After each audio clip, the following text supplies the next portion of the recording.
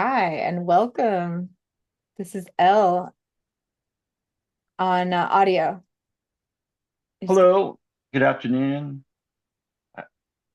Yep, my full name is El Govinda Sat. I took a mantra as my name when I became a yoga teacher a couple of years ago. And Sat means truth, and Govinda means truth finder. And L originally stood for existence loving, which is kind of what I think we are, existence loving itself. But it also came to represent the part of us that reflects the exterior, superficial aspect of reality that reflects everything. The word "the" means that which reflects, so it can also mean the truth, El Sat. and you were going to talk about the different types.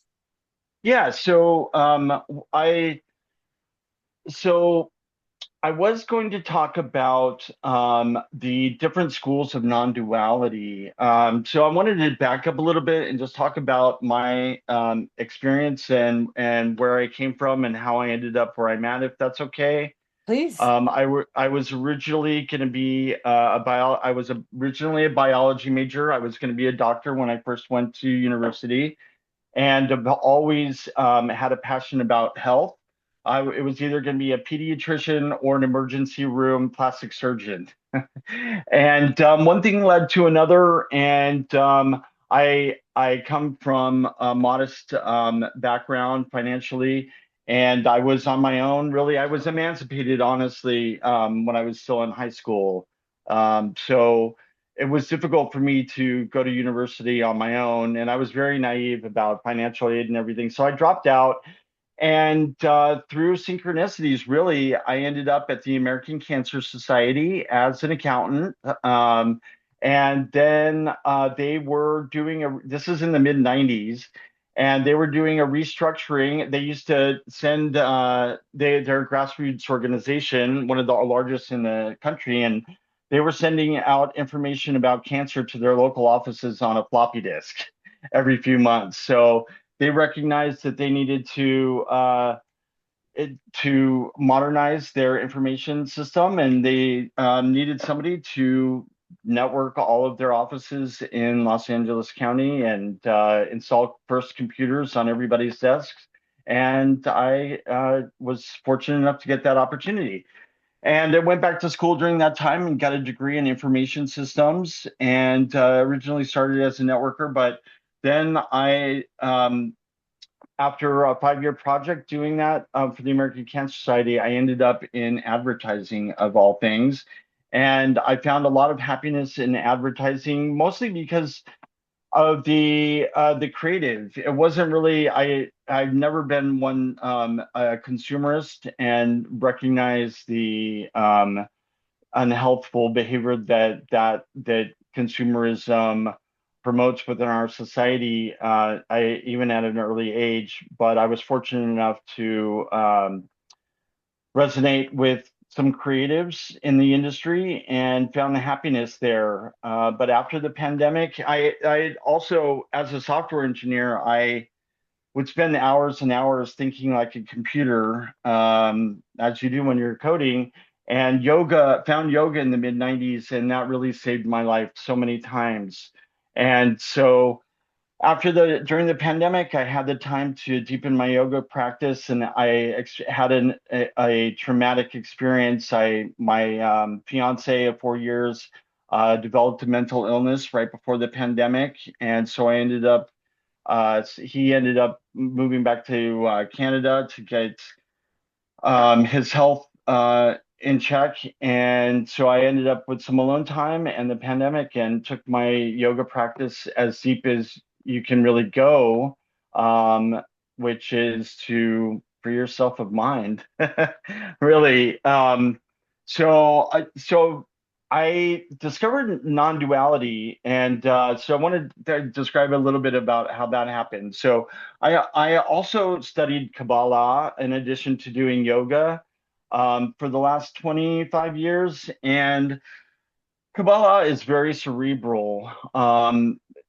Just most of the Western religions are very dualistic. They see God as something outside of ourselves, and we have a relationship with something that's bigger than ourselves. And I deepened and it was very stimulating to my intellect. I have an architect's mind. My father's an architect, and I'm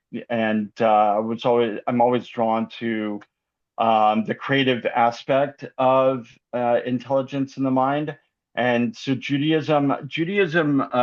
I mean, mystical Judaism tends to be more magic related. Most of the writings are kind of magical, and what that means is that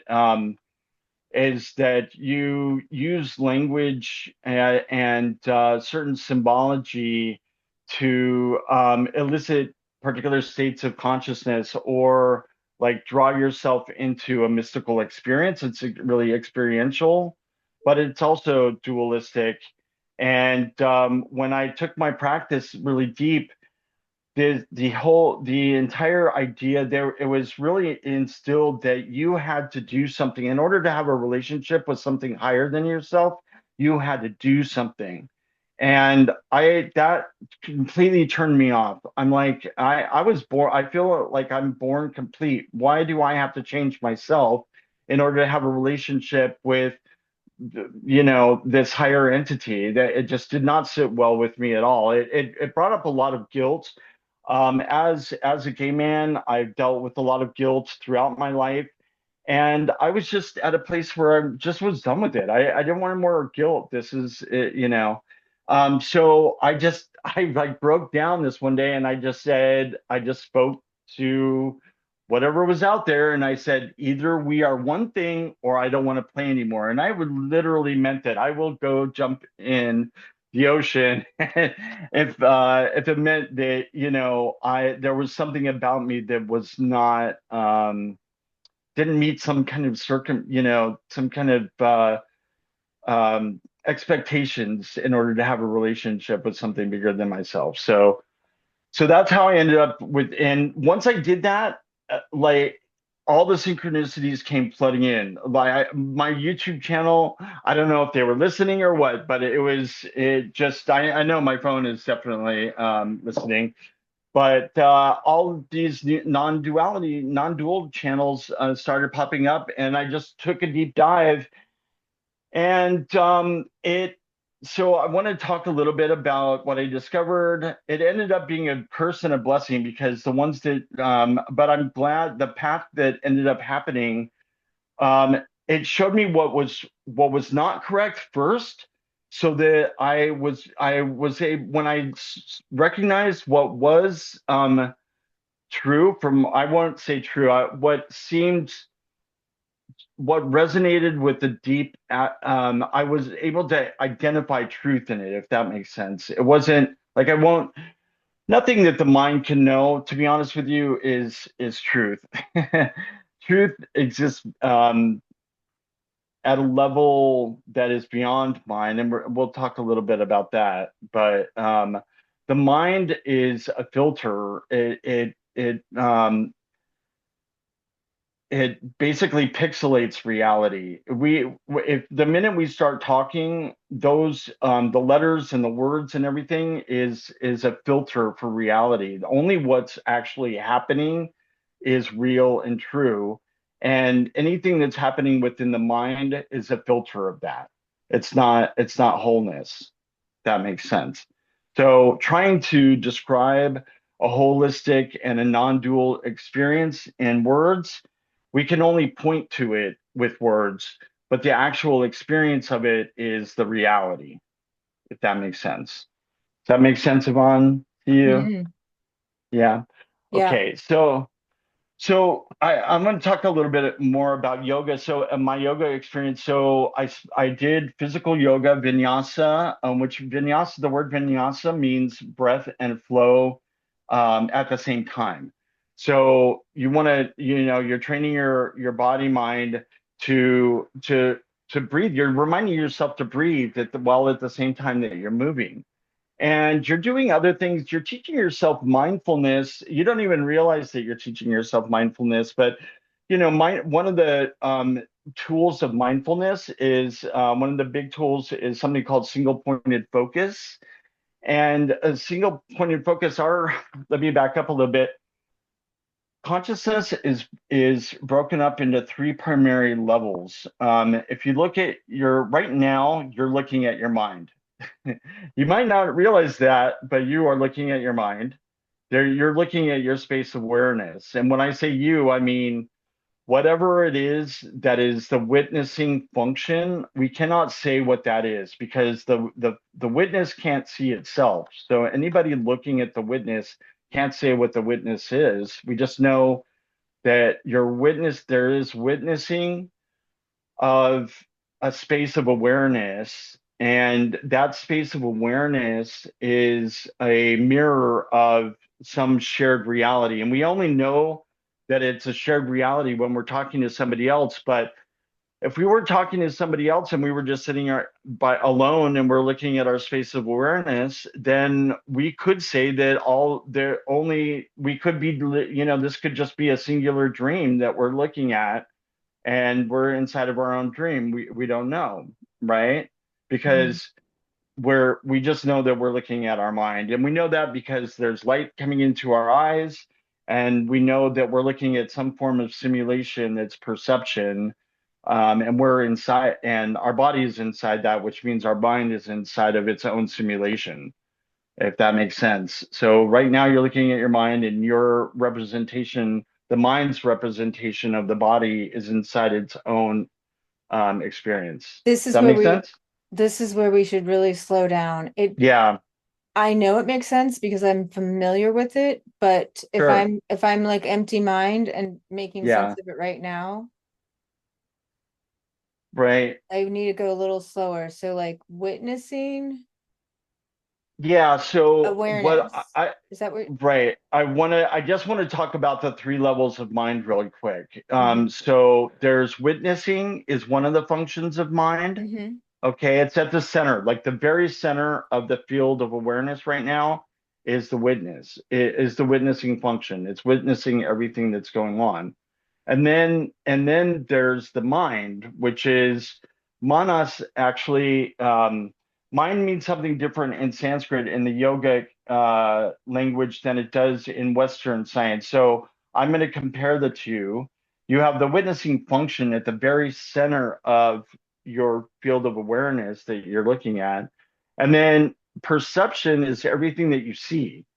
Like, so this is it's typically also called the subject and the object.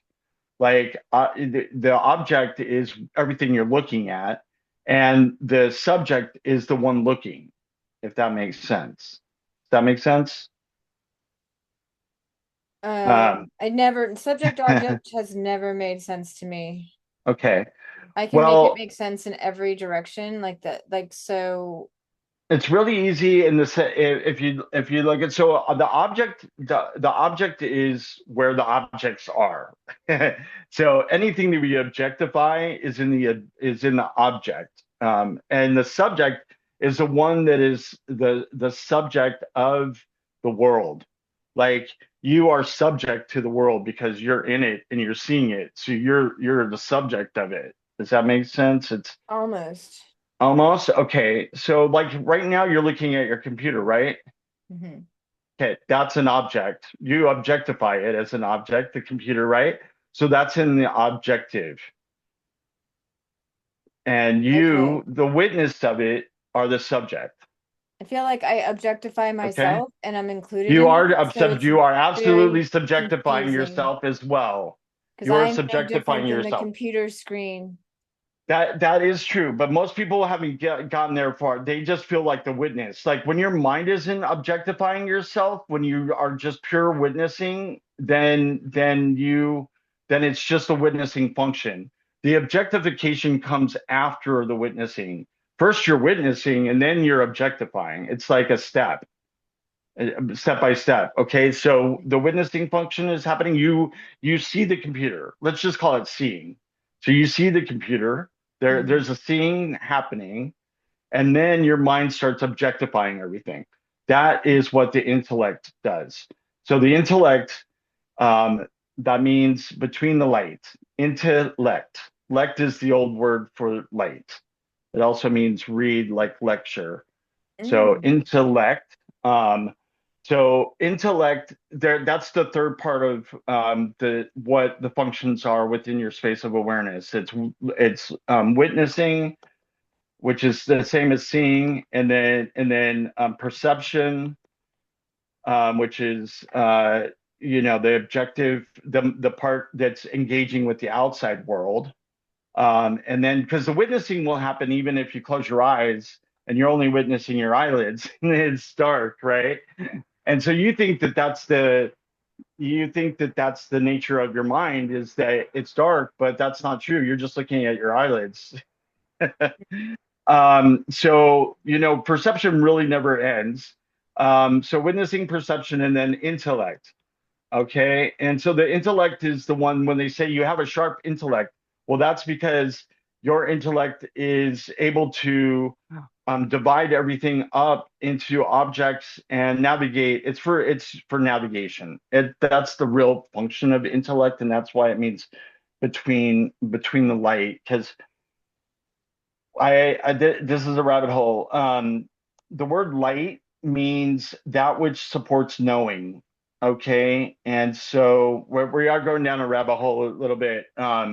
So I just want to come back to the mindfulness aspect, because what Okay. mindfulness does is it gets you to practice witnessing without being reactionary to what you're perceiving. And so Wait, what's that? there was a part without being reactionary? Yeah. So you want to switch to, so the main one of the main functions of mindfulness in yoga, the lower level, like, engagement aspect of yoga is about reining in your reactiveness. And so you want to be able, by witnessing and breathing, you are injecting some space into your reaction to things you perceive. You're becoming less reactionary, and they call it the difference between reaction and response. Like, response is actually mindful and thought out, whereas a reaction is completely um, mostly where it's habitual. So we're going to say that. I was going to say karmic, which karmic actually just means habit.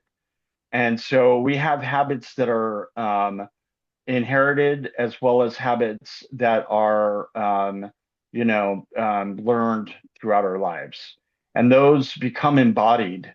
And so we Mhm. have embodied habits, and those become reactions. They're not thought. There's no thought happening. It's purely subconscious. And so by practicing being the witness, and or the witnessing function at the highest level, within our space of awareness, we have the opportunity to become responsive instead of reactionary. So that is one of the main tools of yoga. And so you can do that even when you're in Warrior Two and you're staring at your finger. That is giving your mind a job.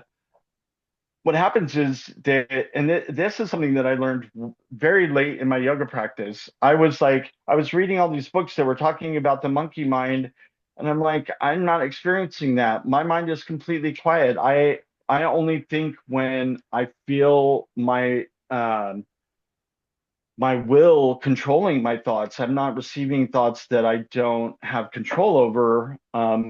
And but then I remembered, you know what? At one point I did. Like, I could not stop my mind. My mind was constantly repeating everything that somebody else was saying, or a song that I heard, or whatever. And from 20 years of just yoga and giving my mind a task and slowing down and breathing and moving at the same time, all of those things had gotten me to be able to control my mind.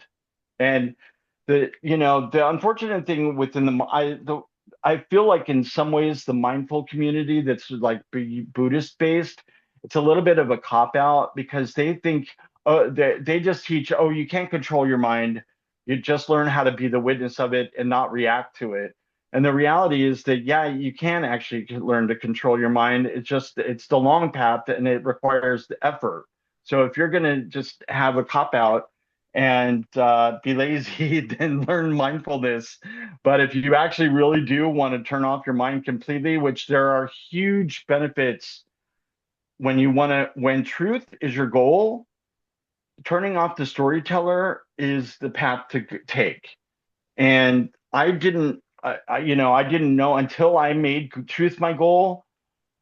I didn't know that that's what I wanted, and that in during the pandemic, truth became my goal, and everything that I had in me has been that's been number one in my life is wanting to know truth, truth about what I am, truth about my relationship with reality, and all of that.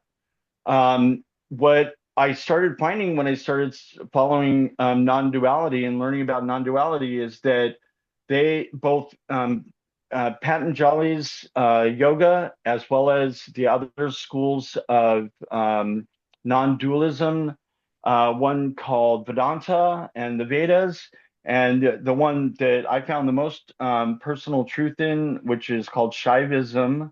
We'll get into those definitions in a minute, but all of them are they you can't know what is really happening without the story. You can't experience that or experience what it means to be self without the storyteller unless you learn how to turn off your mind. And so yoga is able to do was much more able to do that than like mindfulness. Mindfulness is really beneficial for engaging in the world and reducing our reactivity, but learning how to turn off your mind is required in order to experience truth in its purest form. Does that make sense? I think I hear you Because saying that in order to experience it, you have to go past your mind because you that's have to what it turn your is. mind off. Exactly. And the And mind is experience afraid of it. death. And the mind is the one telling you that you're a person. The mind doesn't want to die. The mind thinks it dies when it turns off. So you have to trick it. You have to make it think that it's doing something for you, right? And so one of those things might be listening, or the tools that work for me are listening, even if it means listening to the air, because when you are listening, you can physically feel like the like brain, your body embodiment like move into this mode of making the effort to hear. So that's literally the definition of the word listen. The word listen means to make the effort to hear. And so when you're making the effort to hear, even if it's just the air, your Mm-hmm. mind stops. You're talking, the monkey mind stops, right? So, which is just usually repeating things that people said about you as a separate person. You've been trained since you were a child that you are a separate person and that you need to do this and you need to do that in order to be complete and to live a successful life and all of those things. And so your mind has developed in a way that you think that's truth. And the reality is you were born complete, and everything since then has been telling you that you're incomplete and unsatisfied. And I'm not talking about like the body being hungry or something like that. I mean, that's just natural, and you're evaluating that. But all of the other things that are related to our societal ideas of what it means to be a person and complete. And so, but that's all learned. That's all learned. And it's based on language. We're going to get down the rabbit hole a little bit again. In Shaivism, the word for alphabet or language is called matrika. I'm going to write it in here. Okay. So what does that word look like? It looks like you might notice that it looks like the word matrix, matrika.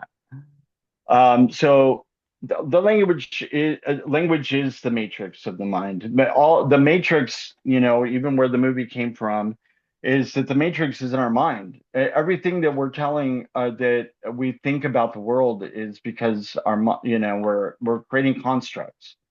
Everything is a construct, and our objectification, we're objectifying something that's not an object. All of these things that you're looking at are actually just movement. And I know you wanted to. I'm wondering whether or not I should back up a little bit and talk about the different schools of. I think that I will do that. I want to quickly talk about the different schools of non-duality, if that's okay. Okay. So there's a traditional yoga, Patanjali's yoga, which that's very they there's 8 limbs of yoga, right? That's a traditional yoga, and each limb is a different tool for being able to sit in stillness and experience the without relativity. So that's what their definition of being self-realized is. Self-realized for them is to experience pure subjectivity, which means awareness without any mental, um, without anything that is making you feel relative to something else, pure oneness. Okay. And so that requires so much detachment. You have to get past all of what they call duality, which I don't. I call polarity, which is pleasure and pain. All of these attachments that we have to all the different forms that we have in reality, you have to um, you have to practice something called karma yoga, which is to completely dissolve all of your inherited experiential responses to feeling. You know what I mean? So does that make sense? Because in order to you don't want to be swayed towards pleasure or pain. Their definition of liberation is to remove all the puppet strings that we have towards forms of experience. Does that make sense? Because in a way we are puppets. Our body is bound to our environment. We've through well yoga calls it involution. Western science calls it evolution, but um, the non-dual eh, it's kind of difficult to explain. We start out okay. It's easy to explain in the allegory of a dream. So when we're sleeping, we're not embodied. We're just pure awareness, but we're not aware of anything, so we don't know that we're awareness because we're not embodied. That makes sense? I know that you're thinking, wait, but I'm in a body while I'm sleeping, but your consciousness doesn't know that you have a body when you're sleeping, right? When you're sleeping, your consciousness doesn't know, your awareness, witnessing awareness doesn't know that you have a body. You're just asleep. And then consciousness is creative, and it generates a dream, and you're in a dream, and your consciousness is playing all of the roles. It's playing the person, the one that's embodied in the dream, and then it's playing all the people that it's talking to and engaging with in the environment. All of those things is played by your consciousness and your individuated space of consciousness, which we'll talk about that in a little bit later, because there's an individuated space of consciousness, and then there's reality, which is also consciousness, but we'll get to that later. Um, so in that space, that is non-relative. So you can train yourself to experience the same awareness of being asleep, but while you're awake. As a yogi, you can actually experience the complete Oh, non-dual experience of being awake without relativity. You can do so that. can we do Yeah. that right now? No, I mean route requires. I mean, you can, but if you were trained, but that requires complete control where you're able to completely turn off your perception. Like you need to be awake and be able to turn off your eyes and your ears and all sensory. You have to be able to create sensory deprivation within your own mind, which can be done. But that So never peaceful interested monks, me personally. so wait, peaceful Yeah, monks are tuning you out? They're not listening? they're completely in pure awareness. They're not in dual awareness. Dual awareness is subject and object, where when you have witnessing and Yeah, perception. But pure awareness is when it's pure witnessing without any perception. I guess we could just get close. Like I have no you're interest. speaking for me, like we're one. Well, I don't have any interest. There's other ways, forms of non-duality, which I'd rather get to because Oh, that's their idea of I see, I non-duality, see. which Hmm. is, in my opinion, a construct because they're turning off the higher truth, Okay, good. right? So that's in my opinion, that's a construct. It's not. They're saying that that's so. On one point, they have something correct. Since we only see in our awareness that without knowing the shared reality, we could say that everything is just consciousness, and that experience of pure awareness is, in a way, the experience of what it means to be the higher state of consciousness, which I'm going to talk about in a minute, um, which is true. But what they do is they completely ignore everything that's happening in the shared reality, which means that they're losing the opportunity to see who the real, um, what their real power is. They're seeing themselves as only awareness. They don't see that they are also the God that is creating the shared reality. You see what I mean? Like there's a oneness, the shared reality. We're gonna get. I'm deviating. So, in my opinion, they're limiting their own understanding of self. They're not seeing the full power of the self.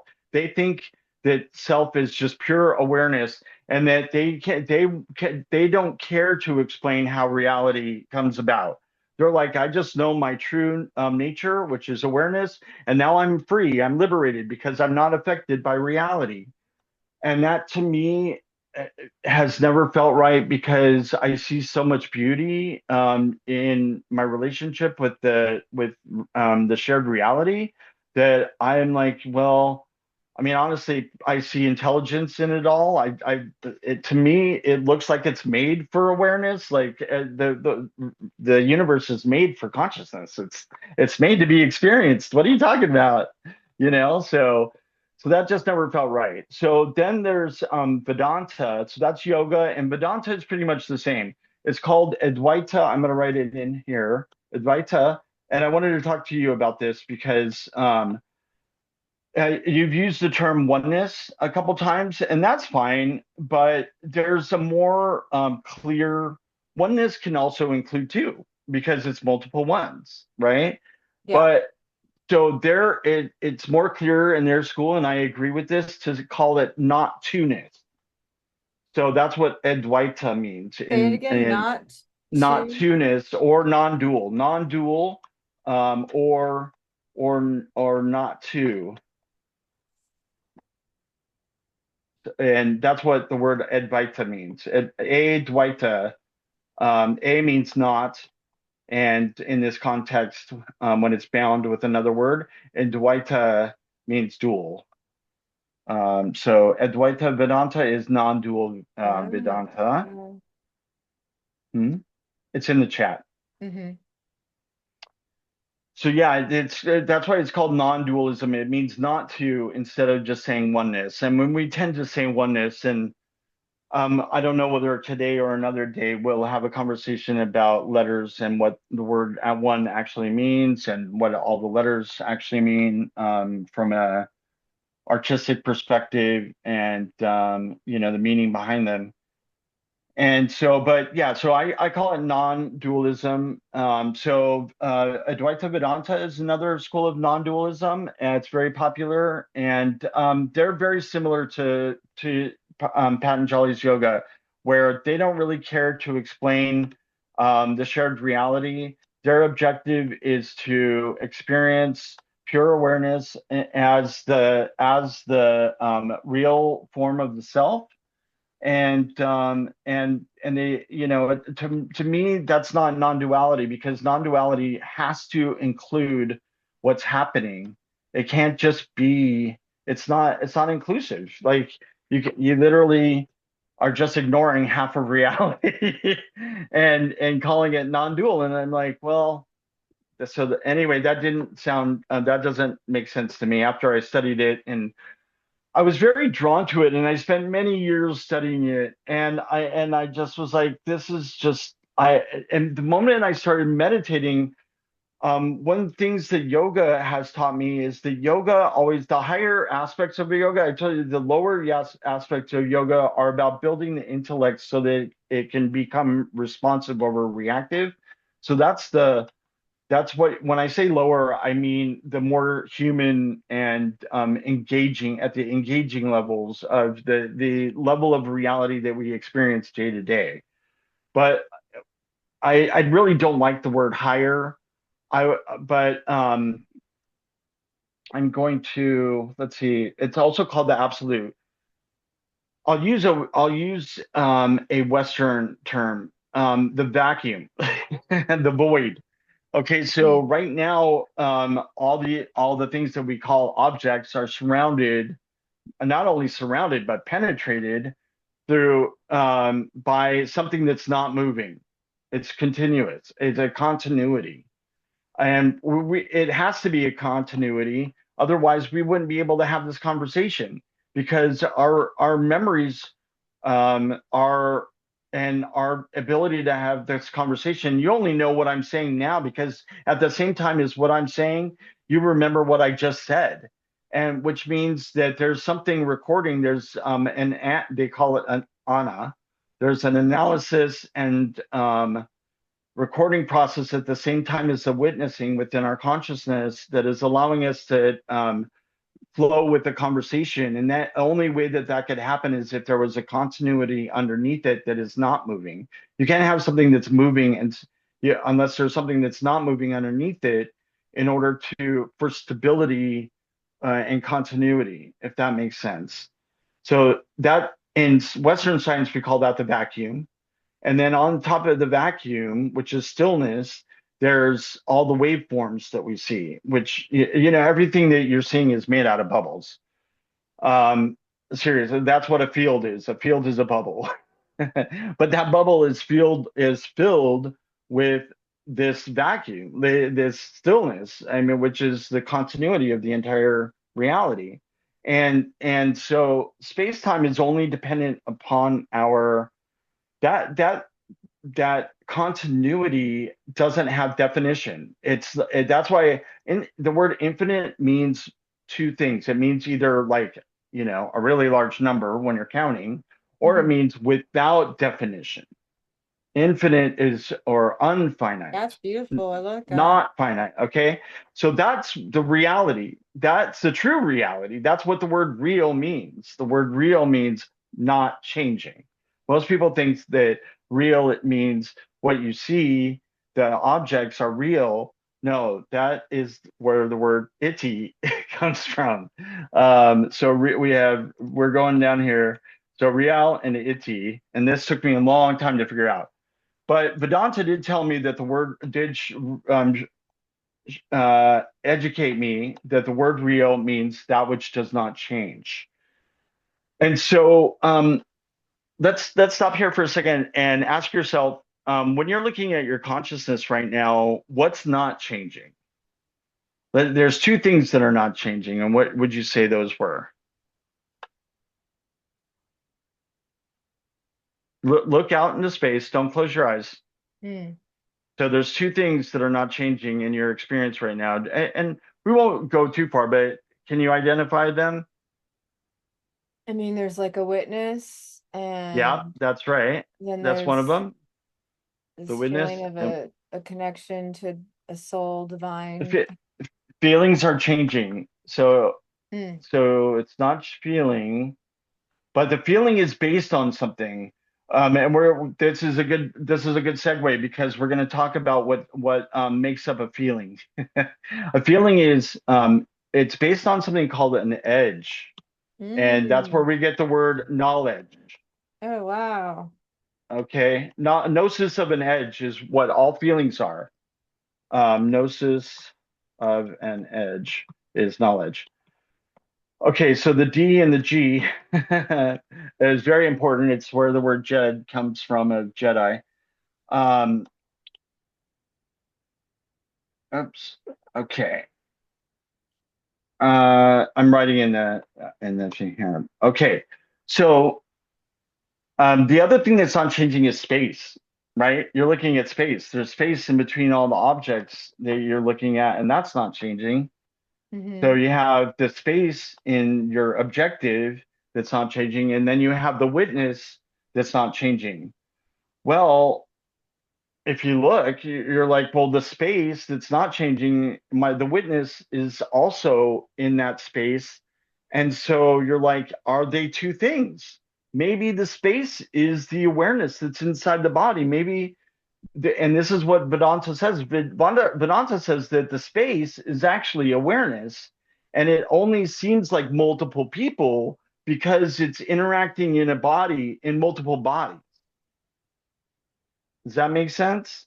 So the witness is actually space.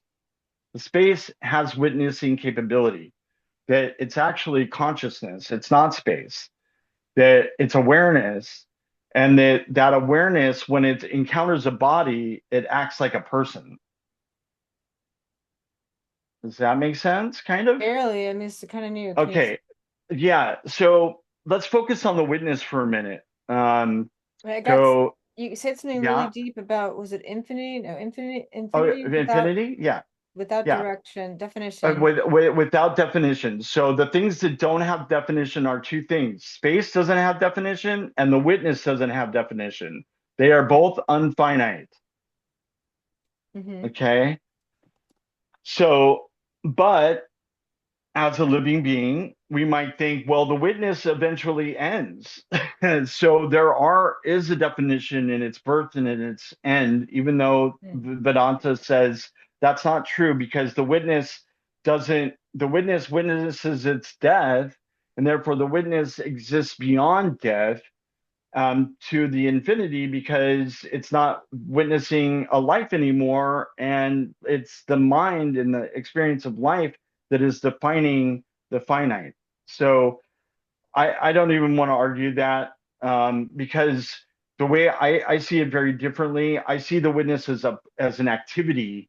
It's Oh, witnessing, right? It's a witnessing flow. Like all of awareness is a flow of activity. And I think that that what space is it's the unchanging state. It's the absolute state of consciousness, which means that yes, it is. It's like the dreamer that's dreaming. I mean, the dreamer that before it dreams. So it's not. It doesn't have awareness, but its behavior. Or we're getting into Shaivism a little bit. So what? Okay, yeah. I want to go back to where we're talking about the witness and the other thing that's not changing. So we're talking about the real. Our objective is to know what's real. This is the whole objective of yoga and all of these schools. We want to know what's real. What is real? And so when we look in our own consciousness, we say what is real, because that's the definition of self. In Western science, self is this personality that based on all these changes. And in Eastern philosophy, it's the exact opposite. They're like, the self has to be the part that doesn't change. That's what makes you a self. You were born a self. You didn't become a self.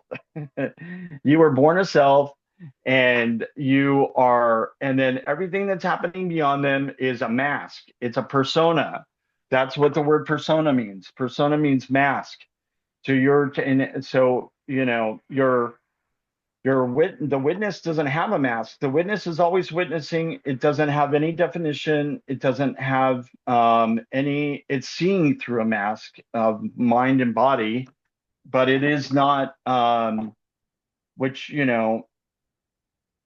is what gives us our awareness, our like that paints our awareness, is because we are seeing through a particular lens and it's painted a certain way, and we'll come back to that. But it's pure witnessing is an activity. In my opinion, it's an activity. It doesn't, if there's not something to witness, then it's not witnessing. It's just asleep. Like I don't even think it's possible to witness without witnessing something. I think that's complete fabrication.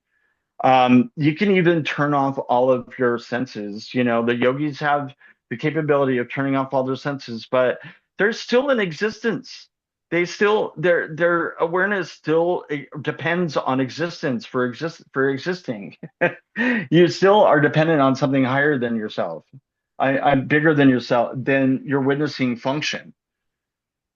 Now, so and everybody feels their personhood or their beinghood based on this witnessing function. But the truth is that when you really look at reality, you look at dependencies, then you see that your witnessing function depends on existence. Not only for in two ways, it depends on the unchanging reality of existence. In order for the process of witnessing to happen, I think of it like a wheel, like a toroidal wheel that's coming up through our body. It's like a torus. Our entire space of awareness is like a torus, with the tornado is where the feeling of beingness in the center is, which is really just the absence of feeling. We feel being where we don't have any feeling. Just inside, except for our heart. Like our organs don't really have feelings. We don't feel our stomach. We don't feel we might feel things move within our skin, like if we have gas or something like that moving, but we really don't feel what our esophagus feels like, thank goodness. But that absence of feeling at our core is what makes us feel like a being, because it's not moving. So we feel beingness there and within our space of awareness. And then and then everything outside of us, it's like this it's like an apple shape or a torus. And so the witnessing function is constantly there. What's happening is your brain is taking in input and then it's creating a simulation. It's called a feedback loop. So your whole consciousness is a feedback loop, and it's creating the feeling of continuity at the center where your brain is hiding itself. Your brain is there, but you can't tell your brain is there, and it seems like witnessing. So your brain is witnessing, and it's making you think that it's a being. And this will be, we'll explain more about what the brain is like in a minute once we get into Shaivism. So which I'm gonna go ahead and do now. So what Shaivism says, and this is where I found what I think is the most inclusive. Even the word Shiva, Shiva means the one which includes everything. That's literally what the word means, the one in which all things lie. So we're talking about the unchanging space, the unfinite. They call that the highest state of consciousness. So space, what we call space in the West, to them is the highest state of consciousness, the unchanging highest state of consciousness, which you could think of like the sleeper, the sleeper where the dream is inside that space of consciousness. Well, that's a context of consciousness. And so she was like the context of reality. All of reality, all of the universe is happening within this context of infinite unchangingness. That makes sense? Kind Mhm. of? Mhm. And picture, you try and picture it in your mind, or just look at it. You're looking at space within your awareness. Your awareness is a mirror for reality. So your own consciousness. Okay. I'm going to show you an example. Picture an apple in your head right now. Picture an apple. Can I try and Mhm. do it? Mhm. Okay. what happened is that your space of awareness just became an apple. So, but it was a space of awareness that you didn't really realize until it changed. But it didn't become anything. The what consciousness can do is it can perform as a limited object without changing. And that's the definition of consciousness in Shaivism. There's a book called the Shiva Sutras. The first sutra says Chaitanyam Atma, which says that the one that's able to produce something out of nothing is the self, and that's consciousness. So that's what reality is doing. Like, if you, so there's two theories of, two current modern Western physics theories of physics. One that came out about 10 years ago that I think will soon replace the standard model, but the standard model is all based on the Big Bang, right? So even the Big Bang would have been, the Western science looks at the effect and doesn't care about the ultimate cause. They're like, we don't need to talk about anything metaphysical in order to make this practical. So everything is functional and practical, but they don't care about causes. They don't care about first causes. Whereas this is what changes spirituality is spirituality only cares about the cause. They think that only the cause is real.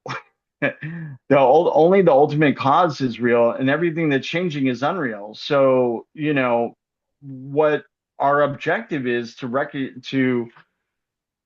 that is called agency. And so there's agency. The universe, the latest theory that came out 10 years ago, and this is what my logo is on the screen there, is a snapshot of space is actually jittering. What we call space is when we can't see it, but a,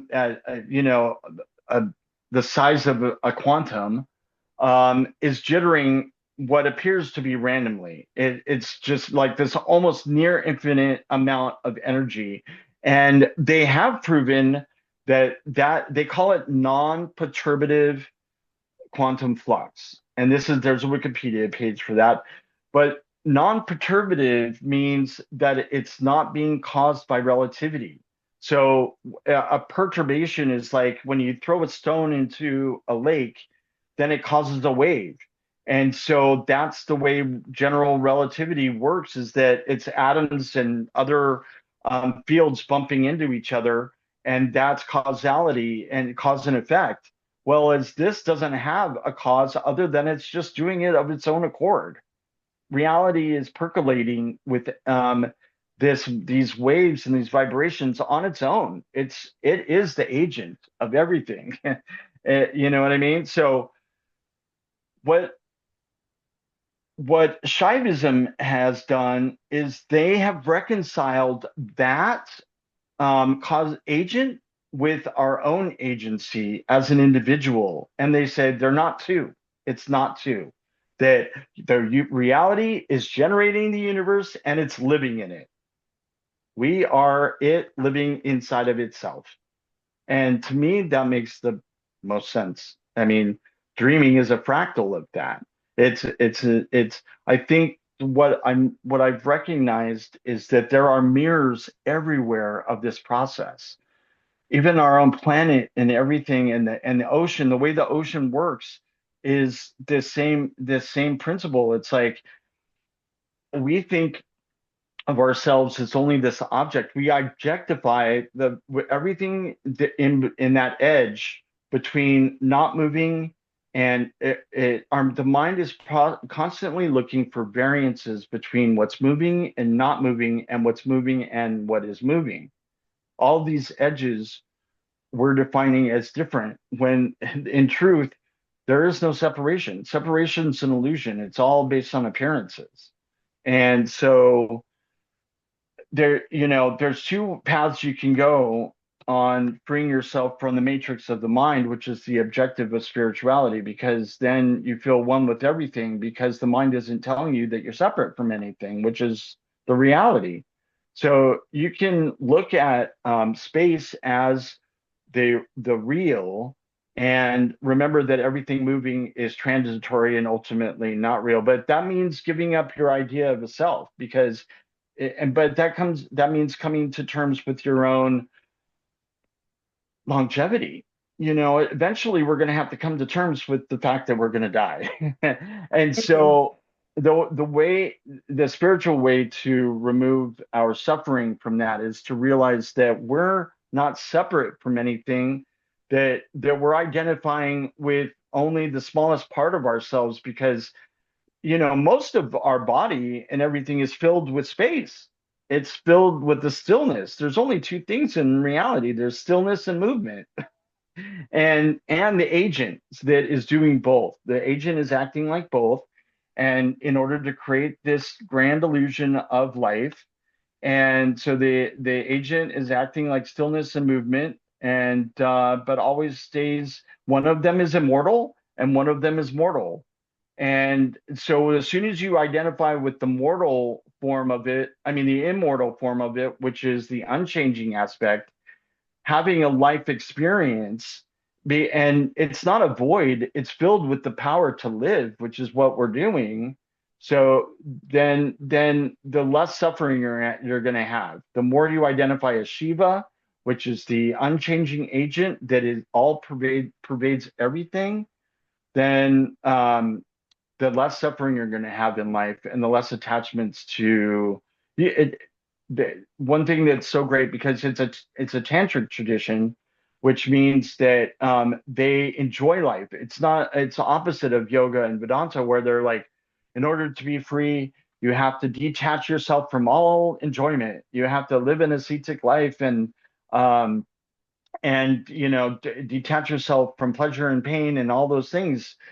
But the Shaivist way is to enjoy all those things, but recognize that they're also transitory.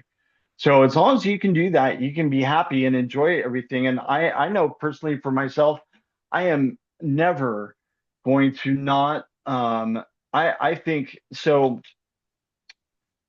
about divinity versus atheism.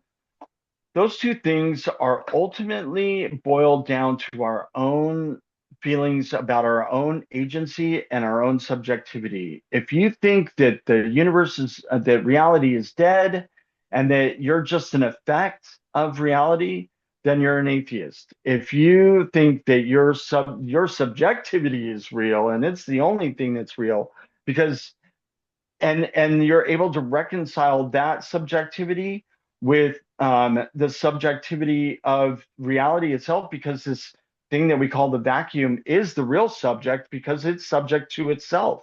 It is producing all the moving parts. So it is our subjectivity is its which is caused by its nature, is it's self-subjectifying, if that makes sense. It's creating the illusion of being the subject to a universe. And so it's only self-experiencing. In truth, we're looking at this computer, but the computer is made out of the nature of reality, and it's reality that's perceiving it. Reality is being the subject and the object.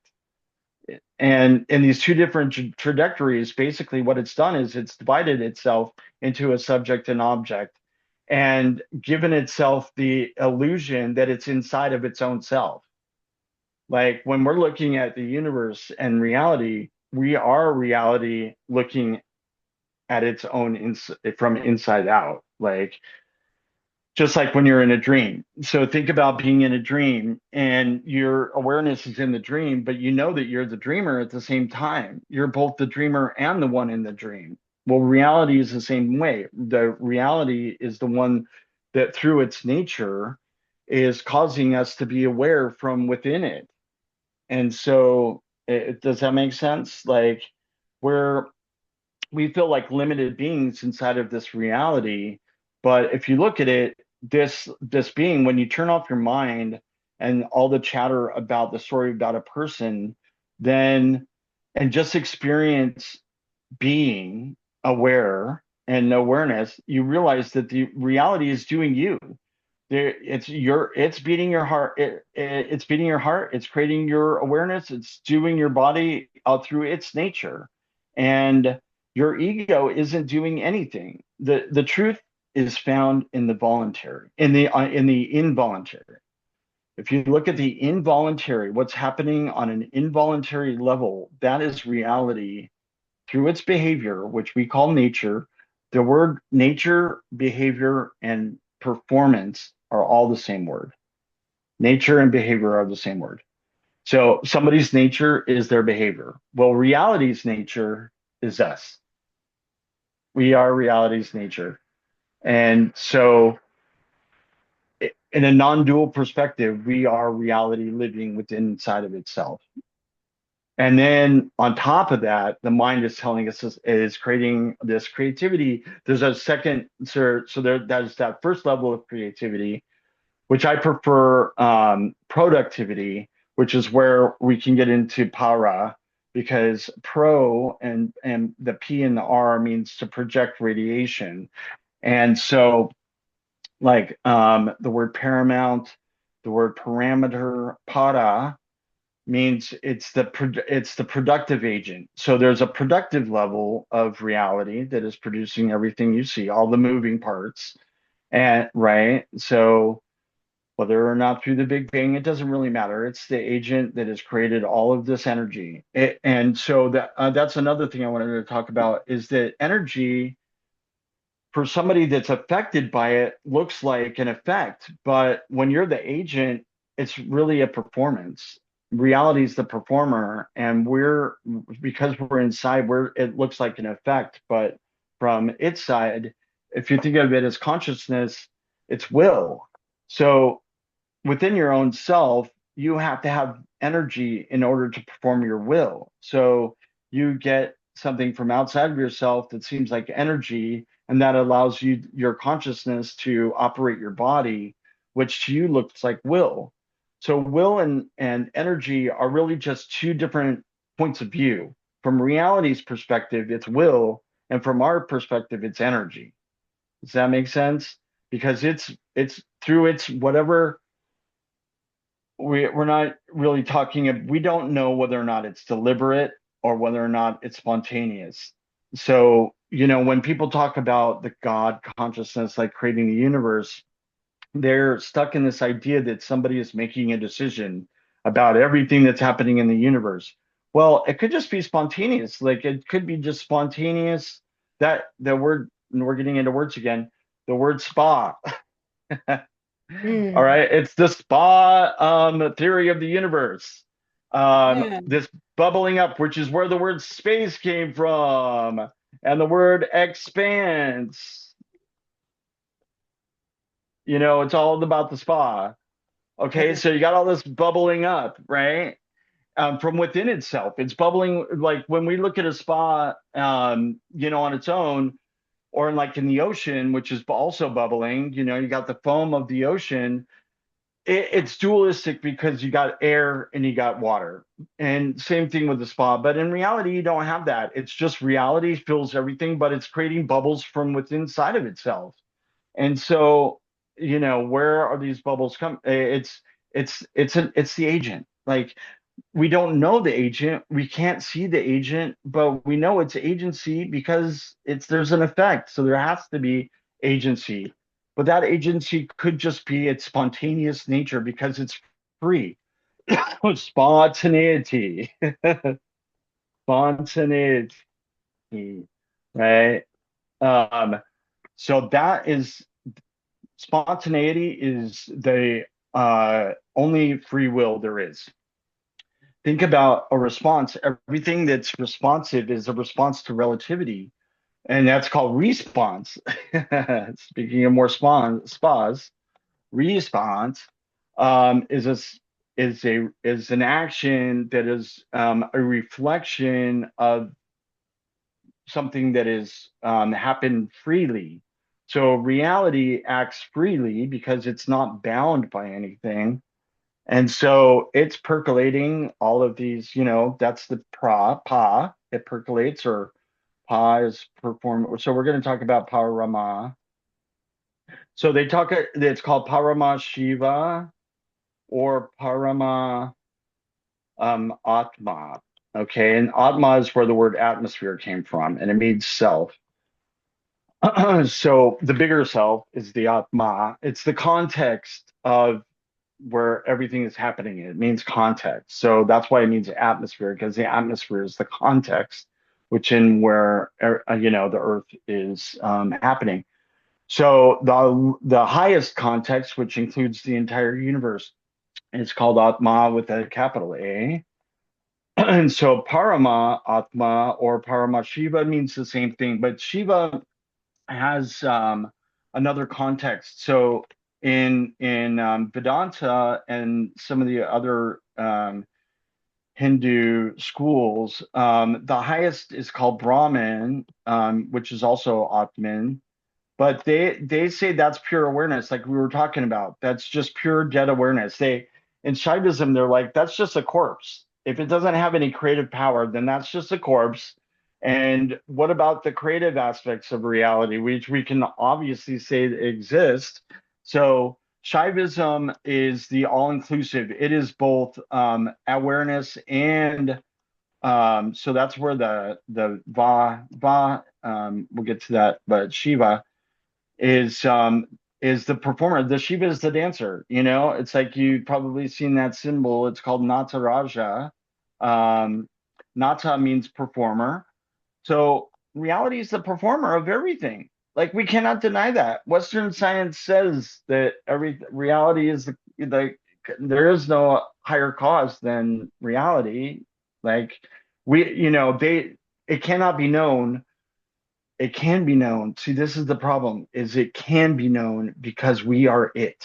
And as soon as we stop creating boundaries in our mind between us and it will communicate to you. Like it will start, you'll start having thoughts that'll be like, it'll explain everything to you. And you're like, oh, wait, okay, that makes perfect sense. It's all you have to do is have the desire for truth and stop creating a boundary between yourself and reality in your mind as two different things. And because you're made out of it, your body is made out of it. Your body has all the intelligence that you need. It is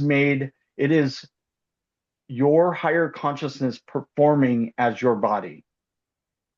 Reality is performing as your body. Reality is your higher consciousness, higher levels of consciousness, what I call the existence level of consciousness, level, another L, of consciousness. And we're at the mental level, we're at the mind level, which is reflective. Reflective. So we have Pa Rama, right? So we have Pa, which is the projective or the performance part. It's moving from the unchanging to the changing. That is like an impulse. It's like an inner impulse. It comes from within. You can't see it because consciousness, you can't see it. When you thought of the apple, you didn't see your consciousness changing. It came from within. Well, reality is the same way. It has the impulse. They call that spanda, where we're talking about the spa. So the impulse to percolate as all of this quantum energy comes from within the vacuum, and we can't see it. We can't see it because it's consciousness. And so it's moving from the finite state, the undefined, defined, and in Hebrew, it's called, what is it? Oh boy, it'll come to me. It also means without, Ein Sof, Ein Sof, which means without end. So without end, that's the vacuum, which is actually filled with potential for action, and then it expresses or performs as quantum.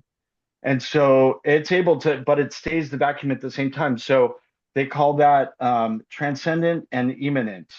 So it's transcendent in the same way that it stays the same as the fabric of reality, but percolates, it emerges as quantum at the same time. And that is everything you see is this one thing performing as these two different states. So parama is when it's percolating as quanta, and then ra is the radiance, and then ma is our measurement of this movement, and that's all there is. And so Paramashiva is the level of consciousness that is beyond Parama, which is the transcendental state, which we were talking about, which is unchanging. We call it space or existence, but it's not dead space. Like I said, it's filled with the potential to act, and that's what makes it Shiva that rather than a vacuum. It's living, which what the V means. V means going from one to two, performing as two, one performing as two. That's what the letter V means. And we have the word living and divinity, all those things. Divinity is actually an activity. That's why it has the ITY means activity.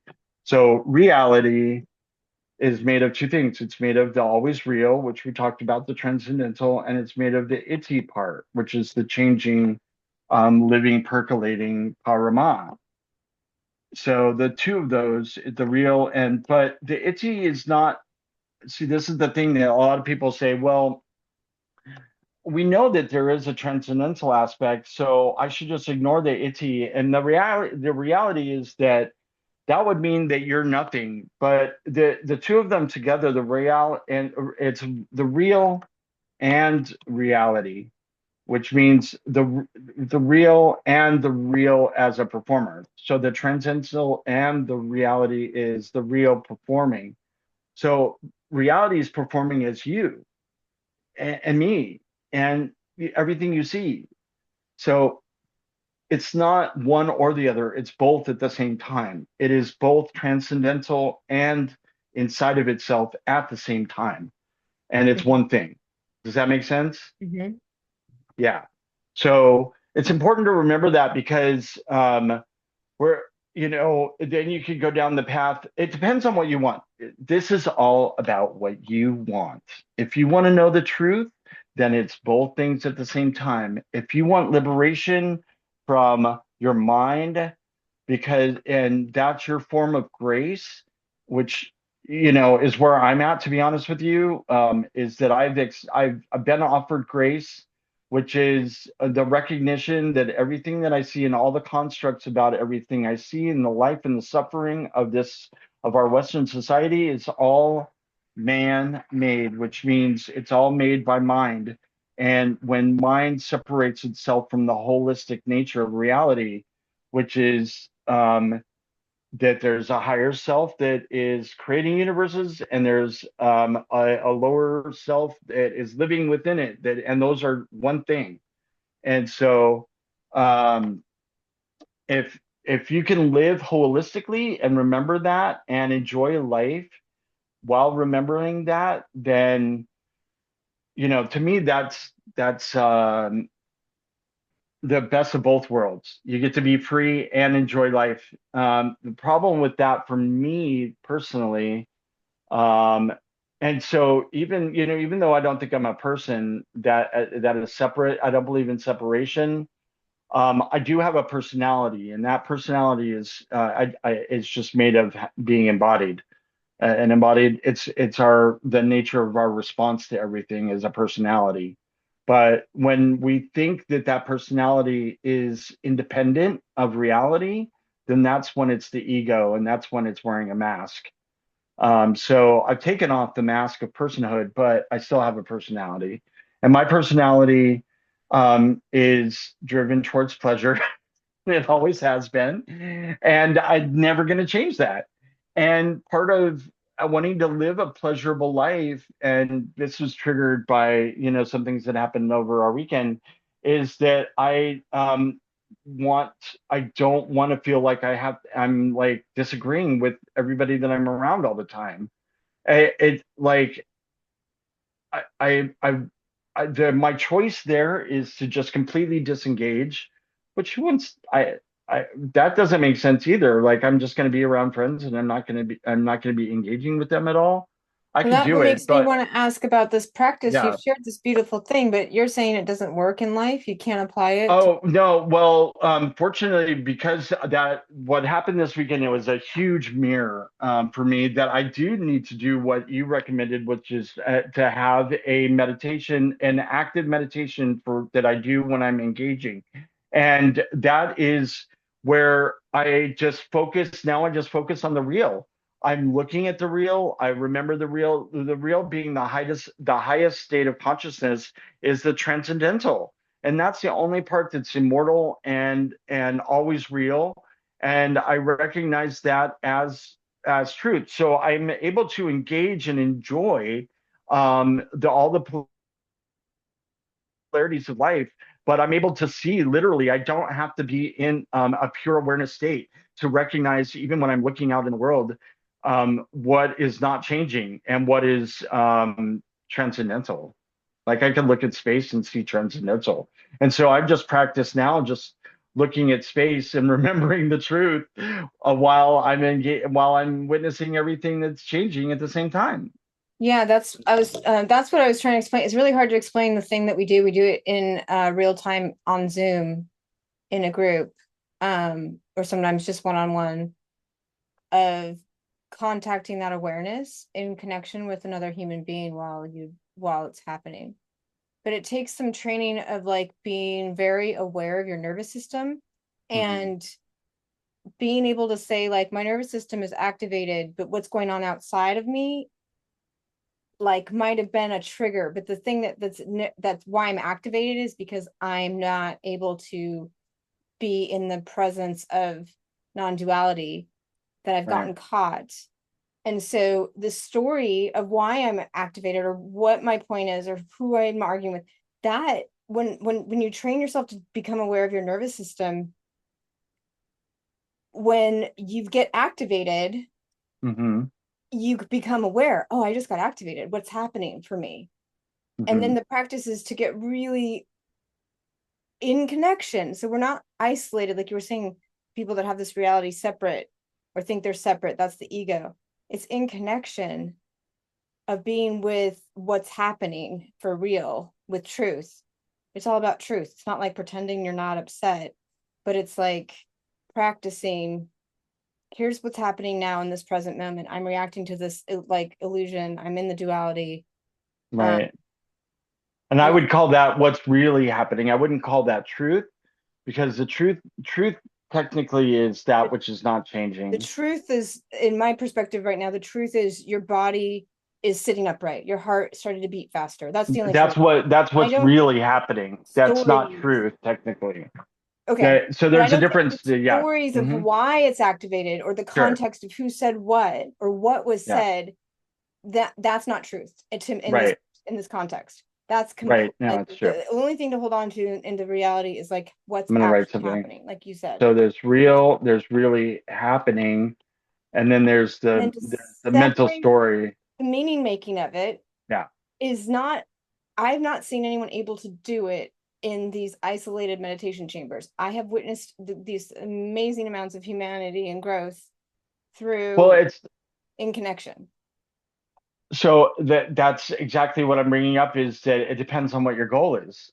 Like if you want to be an ascetic monk and go live in a cave, then you don't need to develop that. You're just going to go and experience what it's like to You have can pure avoid all the awareness, triggers of the and world you and can go be avoid. at Yeah, peace. Is that what yeah, you mean? exactly. Yeah. Yeah, that's exactly it. But But at that's the not same what we're time, talking. That's not what interests me and why you're I, here talking is because it's about being in the world. It's really key that you're saying that yeah, you're here. And if you're not reacting to anything, you're a corpse. exactly. That's the thing. That's the thing. It's like you're just pure awareness. It's a corpse. They So call it Shava. So it's like they say Shiva without without duality is Shava, it's corpse. So the And practice that yeah. I'm saying I would do, if I did it right now, I would have to slow down and I would say like my excitement of wanting to share this information is making it come out in a way that isn't like as truthful as it can be. Like the connection to the source and the awareness with my excitement and a little bit of anxiety, like what there was only so much time. I really wish I could explain the thing that I've been doing. I think you'd really like it. Like I'm demonstrating it right now. Like I'm with all these things that are happening to me as a human being right now. Instead of just like barking out you like, here's this thing, it's so great. Here, like I want to share that for sure, but I'm noticing myself wanting to go into this like over into you, pitch it into you harder and forget Mhm. that I'm a being and there's an awareness and there's staying connected to this system too, like staying here. Well, Oh, I'm getting activated. Okay, this isn't going to be received well if I'm all, this is exciting. Oh, I gotta tell you something. yeah. Oh, you're so it's changed my life. Yeah, I So do know, because I'm very much like that. I think I had ADHD. I undiagnosed as a child, constantly moving, constantly like overly excited about everything, and mhm, FOMO like mhm. crazy from a very young age. But at some point, you have to. That this is where self-reflection comes in because you need to ask yourself where that's coming from. Is it coming from your idea of a separate person This and is you right wanting to what you're doing share? right now, but if I stay in the demo, we're gonna stay like Uh-huh. in what's happening now.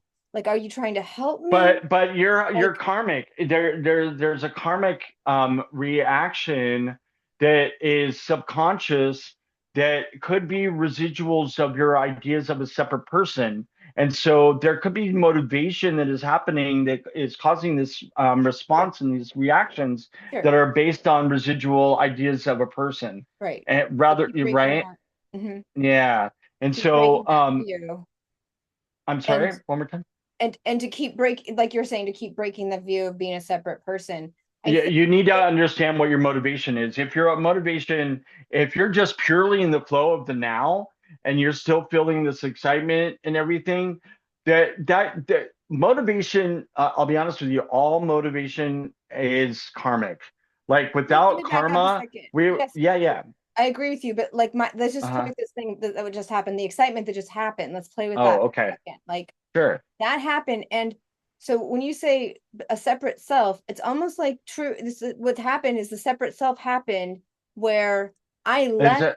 Yeah. my connection to me and went all into you as if I no longer existed and only you existed.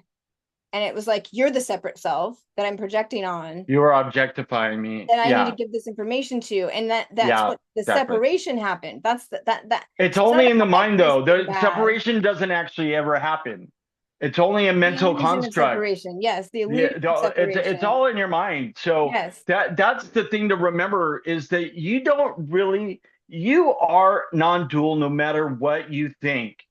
And right. so if you become dualistic in your mind and you return back to recognition, or not even recognition, but they do call it recognition. That's a school of recognition is the easiest school of Shaivism because all you have to do is recognize that there's one and you're done.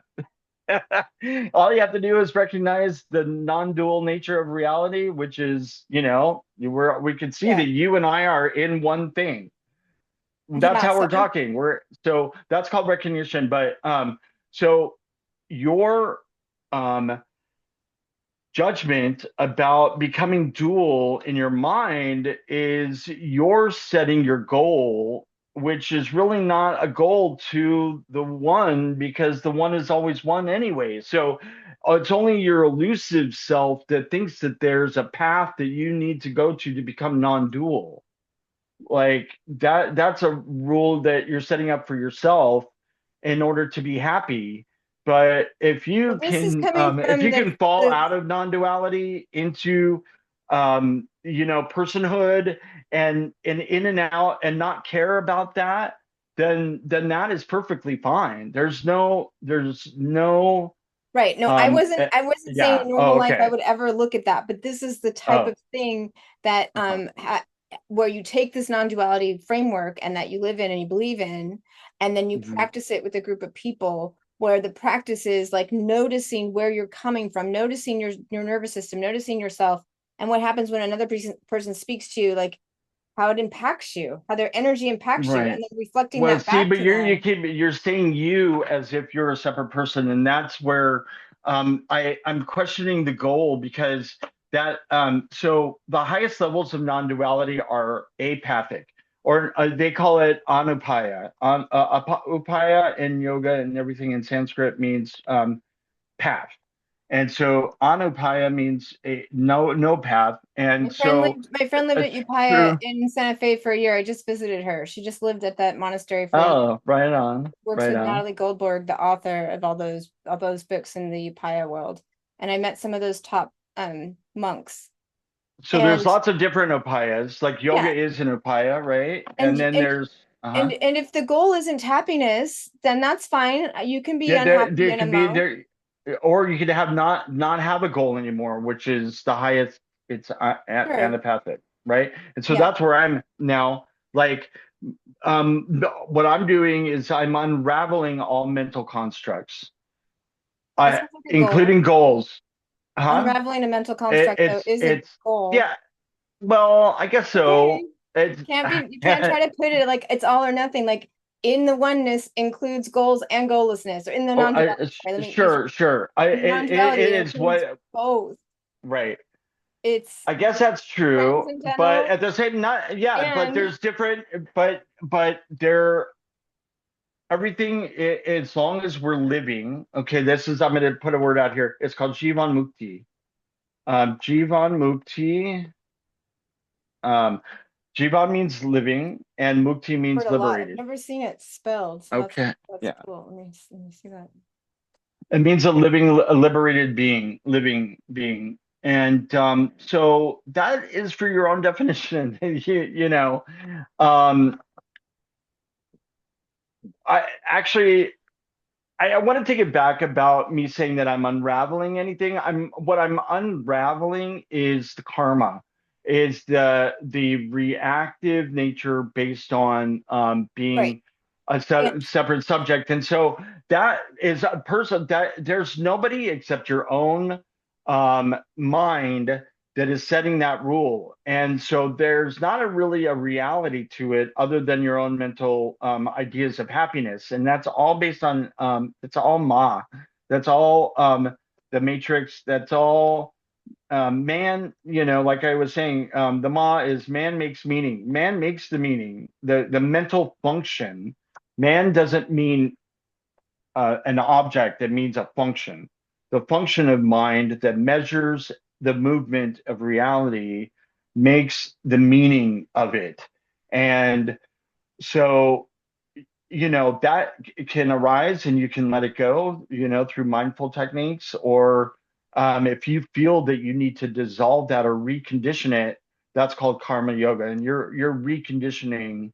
I mean, there's other forms of it, but I like karma yoga because it's like it's basically just saying you're just reconditioning your habits, essentially, right? And so that's our the habits of yeah, reacting to people who don't I agree or see or hear us. Sometimes we react because we don't feel heard, we don't feel understood.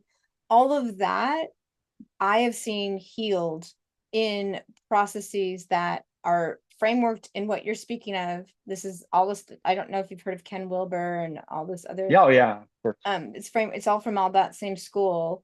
And then the practice is being in a karmic situation where people are interacting, so that stuff comes up, and then being with it with that awareness, with all of this knowledge that you're dropping in a way. I like how I've learned all this stuff through different ways, and I like your lens, your verbiage of describing non-duality and the practice Mhm. of it. And then I hear you like go, it works great for monks in the mountains, and this awareness is great. And then when we get with friends, sometimes it's like, well, why isn't my life flowing? I thought all this would make my life peaceful and flowing. And then so that's why we have like this mental gym where we work out. And it comes from like you don't have to believe in non-dual, you don't have to subscribe to that, but most people are Yeah. from that first place. And Well, when so I just want to interject if you don't mind real quick. So that's why the yogic school goes the other direction. Like I went to the highest truth first. I was like, I want to know the truth first. Whereas like in the yoga school and in the Vedanta school, they're like, you have to do all your attachments so that you don't have this reactive behavior first before you can get to the highest truth, so that you learn how to live first and then you learn the highest truth. Whereas you know what I mean? You learn how to live peacefully while engaging, and then you learn the highest truth so that you don't have to learn the highest truth and know non-duality and then experience these things that you're and I am experiencing. yeah, So, the highest so truth might that be living in peace inside of yourself. Like that well, might be. the highest truth of non-duality, because there's Mhm. truth is truth. Truth does not change. That's why the word true and real are the same word. So that's the difference between real and really happening. So what's real, what's real is the unchanging aspect, and we call that truth, or sat in Sanskrit. And then what's really happening is the parama, happening. And so that is what a lot of people call truth.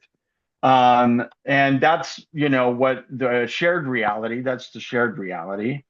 And which is still, we can only talk about from a point of view. Like all of those, so the word Maya, you probably are heard of.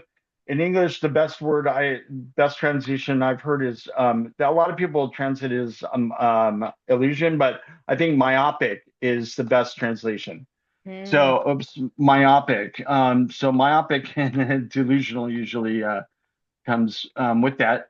So a myopic point of view means that you're not seeing holistically. You're only seeing from the point of view of the person. So you're believing, ma means to measure or move, and to measure, actually measure, and ya means to move. So you're measuring movement and considering that truth. Well, when you're looking at an ocean and you're looking at a wave, you're not looking at the ocean. And so you're saying that the wave is true. It's an object. You're objectifying a movement when you're not seeing it in its fullness, which is just the ocean. And so to say that what's really happening is real is not seeing everything in its fullness, which is just reality. You have to train yourself to see from reality's point of view. That's the true way to start being non-dual, is to start seeing everything from reality's point of view. Is are these feelings, because this is this was so profound to me when my teacher is somebody named Abhinavagupta, who lived over 1,000 years ago, but he wrote something called Anuttara Shtika, which when I read that, it means like the eight verses on Anuttara, which means Anuttara means the unutterable. Or the unutterable, like you can't say anything about space. The only thing we can say about space is that it's what causes us to feel that one object is separate from another, but nothing more can be said about it. It's only, when you look at space alone, it has no definition. It's undefined. So you can't really speak about it, other than, it's just other to say that it doesn't have any definition. We don't know, we can't speak about it. It's unutterable. And so they, like I said, they consider that to be the highest level of consciousness, since everything depends on it. It's the very fabric of existence. And so oh, I lost my train of thought, what we were just talking about. So if you so that's what they call real. That's what I wanted to say. So that is just what you call real. And really happening is only looking at things from a myopic point of view. It's not seeing it in its fullness as just reality. It doesn't matter that there's bubbles in reality. From reality's perspective, the bubble is itself. And so, they call that undifferentiated action is an illusion. so reality is doing everything. Reality is doing you. Reality is being me. Reality is being your cup of water that you're drinking from right now. Mhm. You're experiencing yourself right now, but you're the one Reality that is making the anger or whatever emotions are coming up. Is it, that what you would it, say? I would say all of it. Yeah, it's the actor, it's the performer of everything. It's performing the witness, it's performing what is being witnessed, all of that. It's self-subjectifying. And so when you look at it in its essence, there is only self-embodiment and self-experience. That's the only thing that's there. So there's another way of reconditioning yourself where you actually are just able to remember the highest truth at all times, and which is that their differentiated action is an illusion, Right. So that's why I and keep that trying. works for me. What's that? Oh, that's why I keep trying to explain that the practices that I've been doing through circling and stuff, it kind of simulates what you're talking about, creating that, creating it like moments where you would normally get like what you were just saying. I don't know how you said it, like lost in contact I with the just truth. what I'm picking up. The reason I'm interrupting is because what I'm hearing is, and maybe I'm just not hearing it right, is that you're changing your reaction, which is allowing you to feel the non-duality in a different way, Sort of. or to feel more non-dual, which to me It's it not means you're changing. You trying to don't change experience any reaction. You don't change anything. You oh, you know, simply notice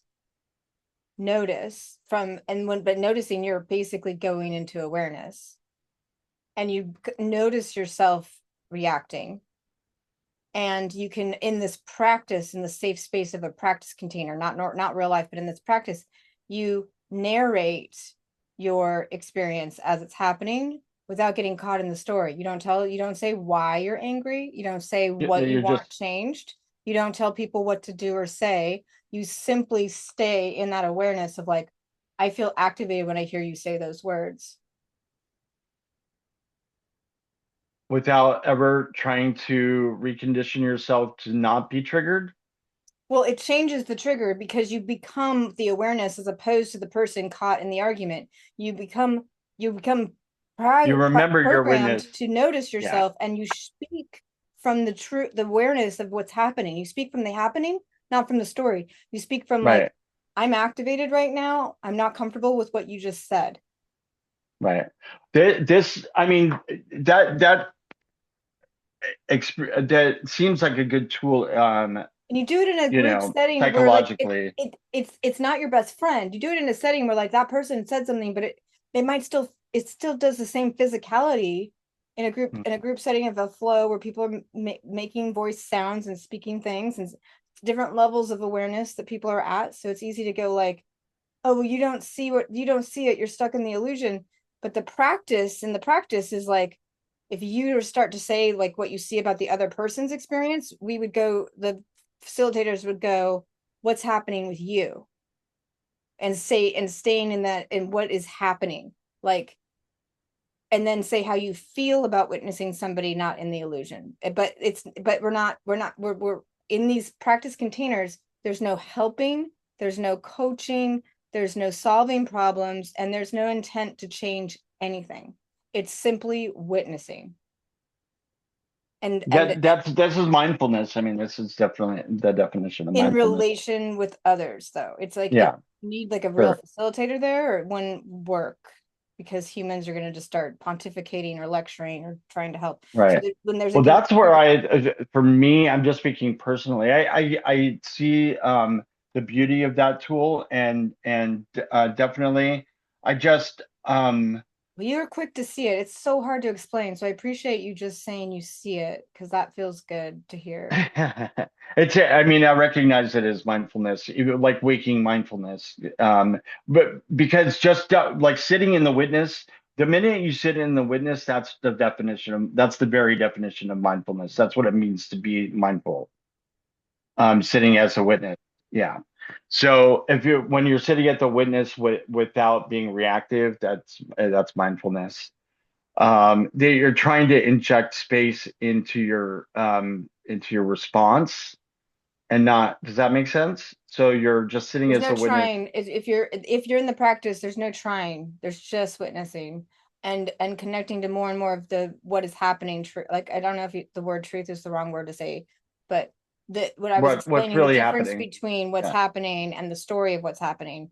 The practice is no story.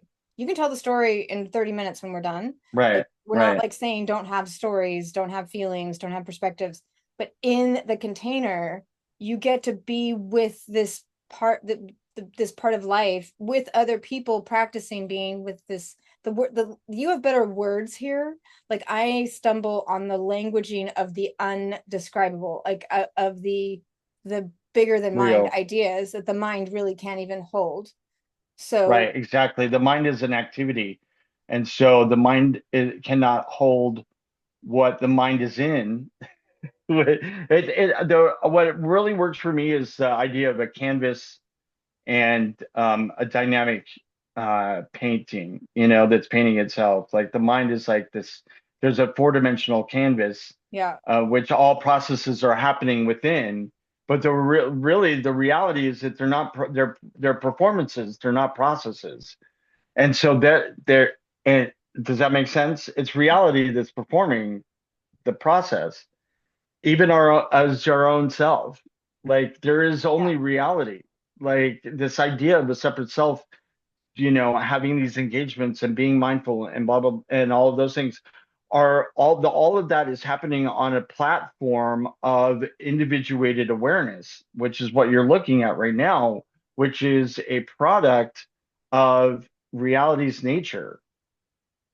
Reality's Yeah, sure. behavior has given rise to this individuated space of awareness within which this ego is functioning. And it really what I was trying to share with you the couple days ago that was so interesting because I was asking you about pain and sadness is that I used to run from those emotions, and from doing this practice where you're with the pain and the sadness without the story, it's one of the most beautiful, enlivening, deep, like this is the point of life, like music, like dance, like the things that I don't, the things you say you're here to enjoy life, right? To No, um everybody has you know, this, what I was saying thinking about this morning, I wasn't saying that necessarily, but I was saying that, everybody has their own goal. It's built into our own karma. And I think, which is just the performance embodied. The performer is becoming embodied. So what's happening is reality is the performer, and the cause of everything is self-embodying itself. So we're made of our own agency. Like our literal body is a trajectory of agency. And then that same agent is living inside of it as an individual. And so it's individuating itself like a practice. That kind of makes yeah, sense. there's lots of So, parts. and then, what was I going with that? In relation to what you were saying, uh,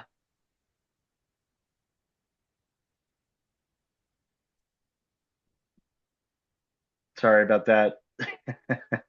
I forgot where I was going. It's something you said triggered me to thinking about that. That it's all one. Yeah, we're embodying ourselves. So, uh, sorry about that. Remind me of what you just said, because that'll bring me back. um Gosh, I lost it too. What were we talking Okay. about? Oh, I was Oh, talking the about the experience. surprise Yeah. of really being in relation with other humans in this non-duality state of no story attachment. But like, Right. hey, what's really happening for that person is they're grieving, they're going through something, and just to be with them, not trying to fix it, Yeah. um, not trying to console them, like it's gonna be okay. Like, I don't even know what happened. You know what I mean? Like Yeah. I'm Oh, feeling I that remember why. whole deep reality experience they're having, like it's Yeah. livening, like this is See, okay. that's your definition of, that's what you appreciate about in non-duality. No, no, no, no. I To appreciate a me, that thousand feels more things. like empathy No, than it does non-duality. it's what I was saying is I'm surprised at all the Okay. avenues into this place, the place where you feel one, the place where everything dissolves and you don't exist anymore, and like there is no separation. That place, like that, there's like multiple portals for it, and I found it interesting. And it doesn't happen that often or anything that I'm like that deep into that those emotions. I've been doing this practice for like 8 years, like almost every day. So this is not like a daily like deep grief thing at all. That just Right. when that does happen, I've been surprised that like, and instead of it leaving me drained or tired, I come out like with more energy because I kind of connected to source. Because Mm, without the story and without trying to fix mm, it, just pure human emotion, like what that's real, like as we've described, as you've described it with these terms, like what real is and the differences, like touching that blew my mind in a sense of like, oh, yeah. I didn't know that could happen. I'm always uncomfortable around people in pain or like trying to fix it, Yeah. or, you know. Yeah, that's how I am too. I'm born that way. I'm like a solution, um, always trying to find a solution. And I do have difficulty. I am empathic in general, and it's because I um my family did not talk to the children. Everything was I learned how to get information by watching body language and facial expressions and little cues that became have become subconscious. And so there's something called mirror neurons now that we have that they know about. Whereas when you see somebody doing something or feeling something, you can actually feel what it's like. Like a lot of Mhm. people that watch sports experience that. They feel the rush of what it feels like to like hit a home run or whatever because of these neurons that are in there. And so Yeah, I you have overly developed that because of it's my it's mind upbringing. blowing witnessing it because you're in a Zoom room with people across the world in different Yeah, countries, different time zones, and then someone's shoulder will hurt, and then like someone else will feel it first. It's really trippy stuff. Like it's yeah, really true what you're saying, and it works even across Zoom, which is mind blowing. yeah. There's so much happening subconsciously. Our mind is constantly measuring Uh-huh. variance. It's all variance. And subtle variances are triggering and measuring, and we have like all these unconscious stories. Our consciousness is they describe it like a lake where like when you get triggered, what happens is all of these memories that are associated with that trigger start bubbling up to the surface of the lake, and that's why therapy is good. And so I think that um, that modality and that coupled with, I do think it's important to eventually learn, try and clear yourself of even the trigger. Like, I think that's advantageous. Well, I And it doesn't need that's you, what happens. It just that's happens. what's happened. Practice makes that happen. So I start to get Yeah. a relationship with what my shame feels like. And then I go home, my boyfriend says something that caused that shame emotion to that thing to feel. I feel it. I'm like, this is Yeah. happening. I feel it. Okay, this is, and I'm like, wow, this is my pain. And instead of reacting like, how could you do this to me? You're hurting me. You don't care. I just looked at him like, what makes you want to say something like that harsh to me? Like it just Yeah. changes everything. Like it becoming Yeah. aware and stepping into non-duality awareness changes everything, and the triggers dissolve as you go. You don't have to like try to dissolve the trigger. You don't have to like, I'm going to work on this trigger. You just work on being with yourself when you're activated and getting to know your nervous system and having a relationship. Like, oh, hey, do you have something to say? Like, what's going on? Like sometimes it's fear, it's scared, it needs something. Like when I was with you, I was like, well, what is you do you want something? Like there's like if you're in non-duality, you don't want anything, right? So like we go in, Right. is there an unconscious part of me that secretly wants something, it's manipulating to try to get what it wants and I can't see it? It's one of those blind spots. So Yeah. it's like practicing all that. And then when I go into my real life, when things are said, I've had dysfunctional, horrible relationships one after another, and they got worse. And this is the first one that's getting better. And everybody's like, he has to learn too. He has to go to these workshops too. And I'm like, he hasn't done a single one. He thinks all this, he's not interested in therapy of any kind. He won't do anything. And our relationship is constantly improving because it doesn't take, as much as people like to say it takes two, that's the thinking that they think they have to change the partner. I'm getting into specific romantic Yeah, relationships no worries. and different things in the world that we can have our triggers in. But as an example, like we unconsciously or consciously in our culture are constantly believing that we can change our partner, that if they changed it would be better for me. All they have to do is wiggle room over here and then my life is, and what I've learned with this way of looking at it and the non-duality is they don't have to change at all, and they can choose to change or not change, and I can choose to be like, okay, if this is who you are, I'm going to leave, you know, I'm not trapped. But they do change when I look at him and go, oh, that's what you're going to say to me, instead of like, fuck you, excuse my language, instead of Yeah, no like a worries. real, like, you know, attack back. It changes sometimes.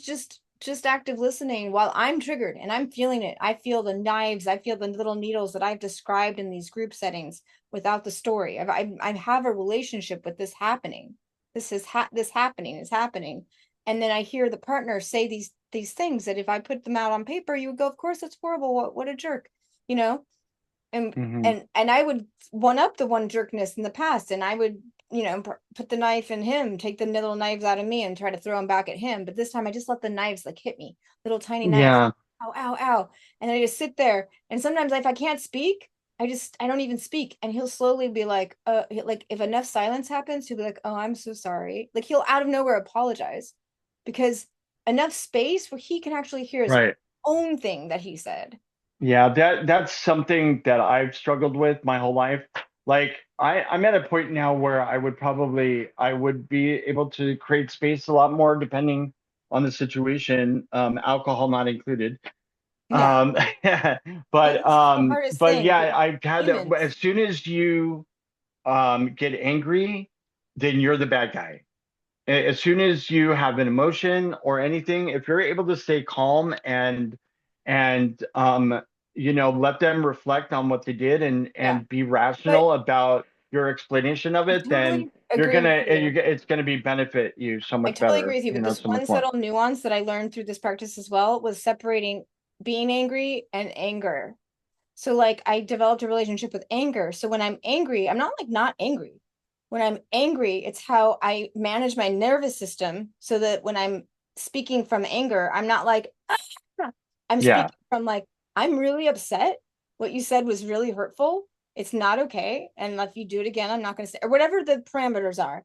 But it's, right, I am angry and I'm going to communicate that anger to you from awareness, from non duality, from like, this is a happening and I'm going to communicate it with you without me losing myself, losing my right, ground, losing my connection to non-duality and going like, because I'm angry, I'm going to yell at you, I'm going to put you down, I'm going to not let you talk.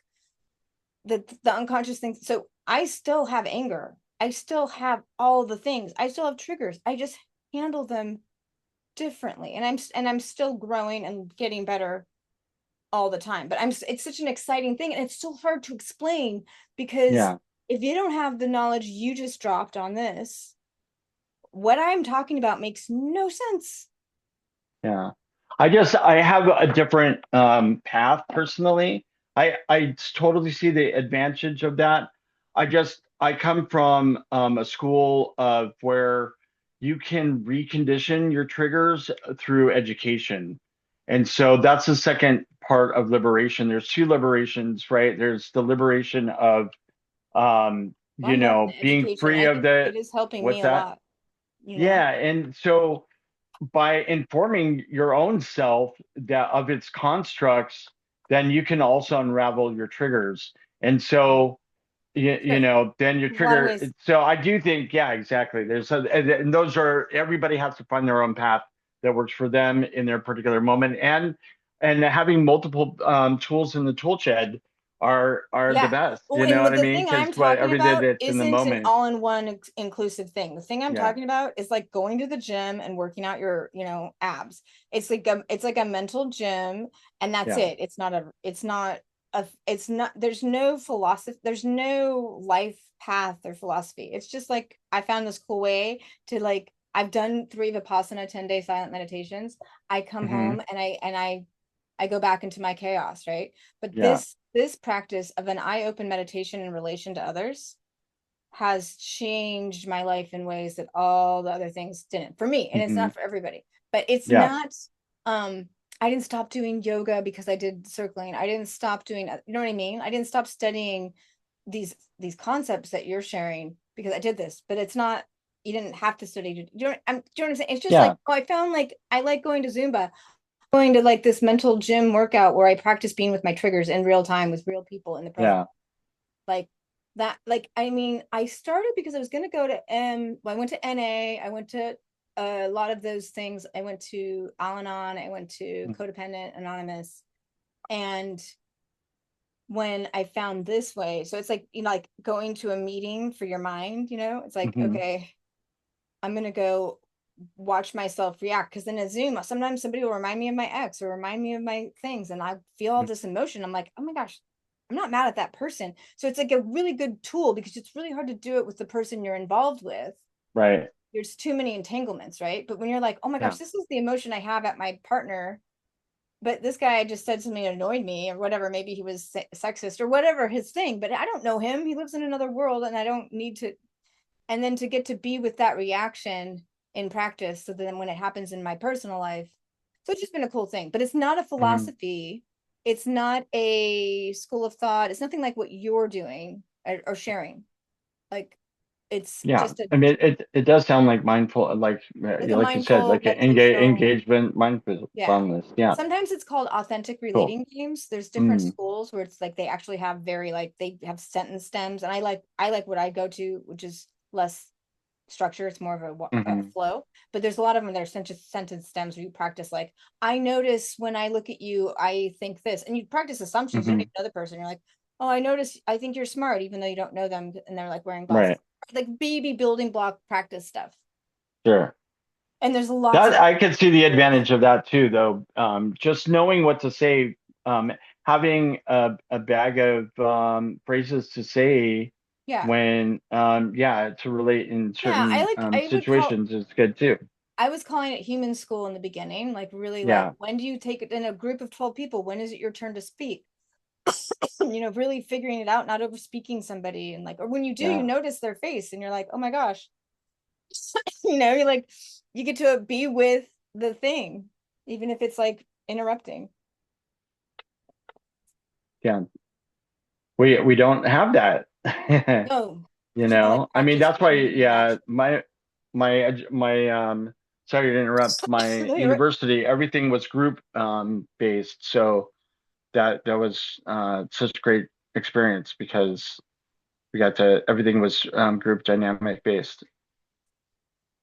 It's kind of cool. Like it gives you a sense of community, even though you're just there for a non-duality workout type of thing or trigger um mending, trigger reducing experience. But it also feels like the group thing that you're saying. It feels like you're not. It feels like you're less alone in the world. And sometimes when you hear yourself or feeling something in yourself, and someone else speaks, and they have something similar going on in their system, you feel less alone in that way too. Like, oh, we're all human, you I wouldn't say that. know. We're reality pretending it's human. Yeah, exactly. That's why I say I like the language better. I use like the very I'm still in the very basic vernacular of like words that Yeah, don't really match what I'm saying, like that they don't have them, and I get frustrated and I just like, oh. I get that, and I hope it doesn't sound like I'm correcting you or not, but um, it's where I could do better is learning how to like communicate well. Have you thought about it, expressing it this way? Or is that really what you mean? Are you still identifying as a human or, something like that? And start being more like, question oriented. That could be better that way for sure. Well, that's I what's mean, the, fun about the practice I've been doing is like you learn like, oh, that's how I sound. Like, I don't know. I like it's been a thing on Zoom, so you see yourself too when you're like, because when you're in a Mhm, conversation in a room with people, you don't see your own face, right? right. But in this game, this practice that I'm in, but they do it in person too. But I think the Zoom version is actually more psychedelically like take you into the non-duality personally, because you see yourself on the screen too, or you can turn your own camera off. But when you see yourself speaking and then at the same time in real time seeing their faces respond to you, Mhm. you're like, See, oh, this is where I'm having trouble understanding how you're referring to this as non-duality, because this totally seems like duality to me. Like, how is this related to non-duality? To me, this is like engagement. This is duality engagement. Like when because you're engaging with the there's no illusion, substance, there's no story, there's no hook, there's no, that you that can't. yeah, that I wouldn't necessarily describe that as non-dual, though the story isn't necessarily non-dual because even when we're in subject-object engagement, that's still dual. As long as we're living duality. But Well, the we're pros in the practice, like it's not like you can figure it out and do it yourself. It's like the pros are like you'll feel their energy, like they're in a non-dual state. Like you'll feel like you can or I feel, would call that empathic. I wouldn't you know what I call mean? Like that feel there's non-dual a though. sense of like The non-duality for me does not have any feeling. It's pure. It's like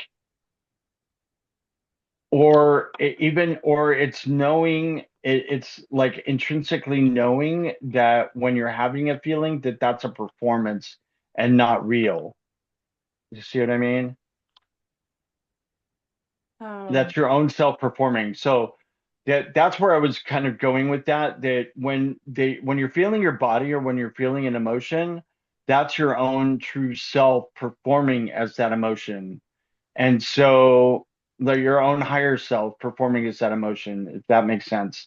And right. so not necessarily like sharing an emotion with somebody else or being in that connected state in a dualistic way where you're see that person as a person and you're sharing that emotion with that person. That's very dualistic and Yeah, for and I would me. say that like the advanced people, Yeah. like, they don't get emotional very often or anything. Yeah. Not like a big emotional thing, but for me as an emotional being, for me to learn Right. with my emotions in a group setting as opposed to just by myself or in an entanglement with a partner, like, Hmm. and then people saying like, no, I want to taste your anger, like I don't want to, I'm like, I don't want to hurt you, I don't want to hurt you, you know, like I'm like, I come into a circle, like you just come as you are, so you don't Hmm. just go when you're in a good mood, you go whenever. So I come in after during a fight with my partner and they're just, and they like they see my face, they're like, what's going on? I'm like, I can't talk about it because I'm too upset, I don't want to hurt anyone. And there was just like this participant, it was like your anger is not going to hurt me, it might help me lead to like, you know, dark places that I've hidden inside of myself that are keeping me trapped and triggered and blah blah, you know what I mean? I didn't understand that like there wasn't anything inherently bad with anger, it's how you act out the anger. Hmm. And I learned to like develop self-love and acceptance of like this is being human or whatever you want to call it, but I have all these emotions that come through me, and um I can't navigate, you know, so I've learned to navigate them, be with them, like not judge myself by them, not feel like there's something wrong with me because I feel so much. Um and the really big stuff was like learning the difference between like the anger took me on a ride or I just sat with the anger. Like Hmm. instead of it hijacking me and me turning into one of the craziest people you've seen, yelling and screaming or whatever, I've thrown stuff. Uh, um, every partner I've had has said they've never fought as much with somebody as they've fought with me, including my current partner. But like to watch, and who I've been with 11 years, but to watch this now, like improve so much. So it's just it's an exciting thing that it's very niche and very, it's a very small world of people who are doing it and doing it. But when I heard you and then saw you get caught in wanting to help Michelle see it, um Yeah, that's I'm only triggered these days. I'm only emotionally triggered by two things: selfishness and you know, sadness and others. Just when I see an opportunity to help somebody, what you know, this is purely karmic because ultimately, and this is where I'm at now. I'm moving away from this. Like, unless you ask for help, I'm not. I'm not going to volunteer help anymore. Like the person has to, it's not my job to try and help them or save them or anything like that.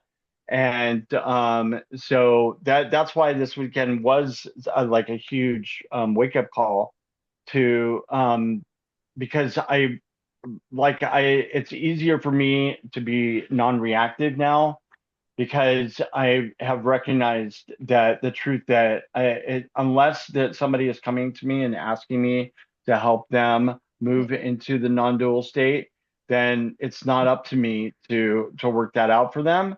mm, And but as far as selfishness too, I recognize that, but it's like so you can't go out in the world without, especially if you're driving on the freeways in Los Angeles without a constant like barrage of selfishness.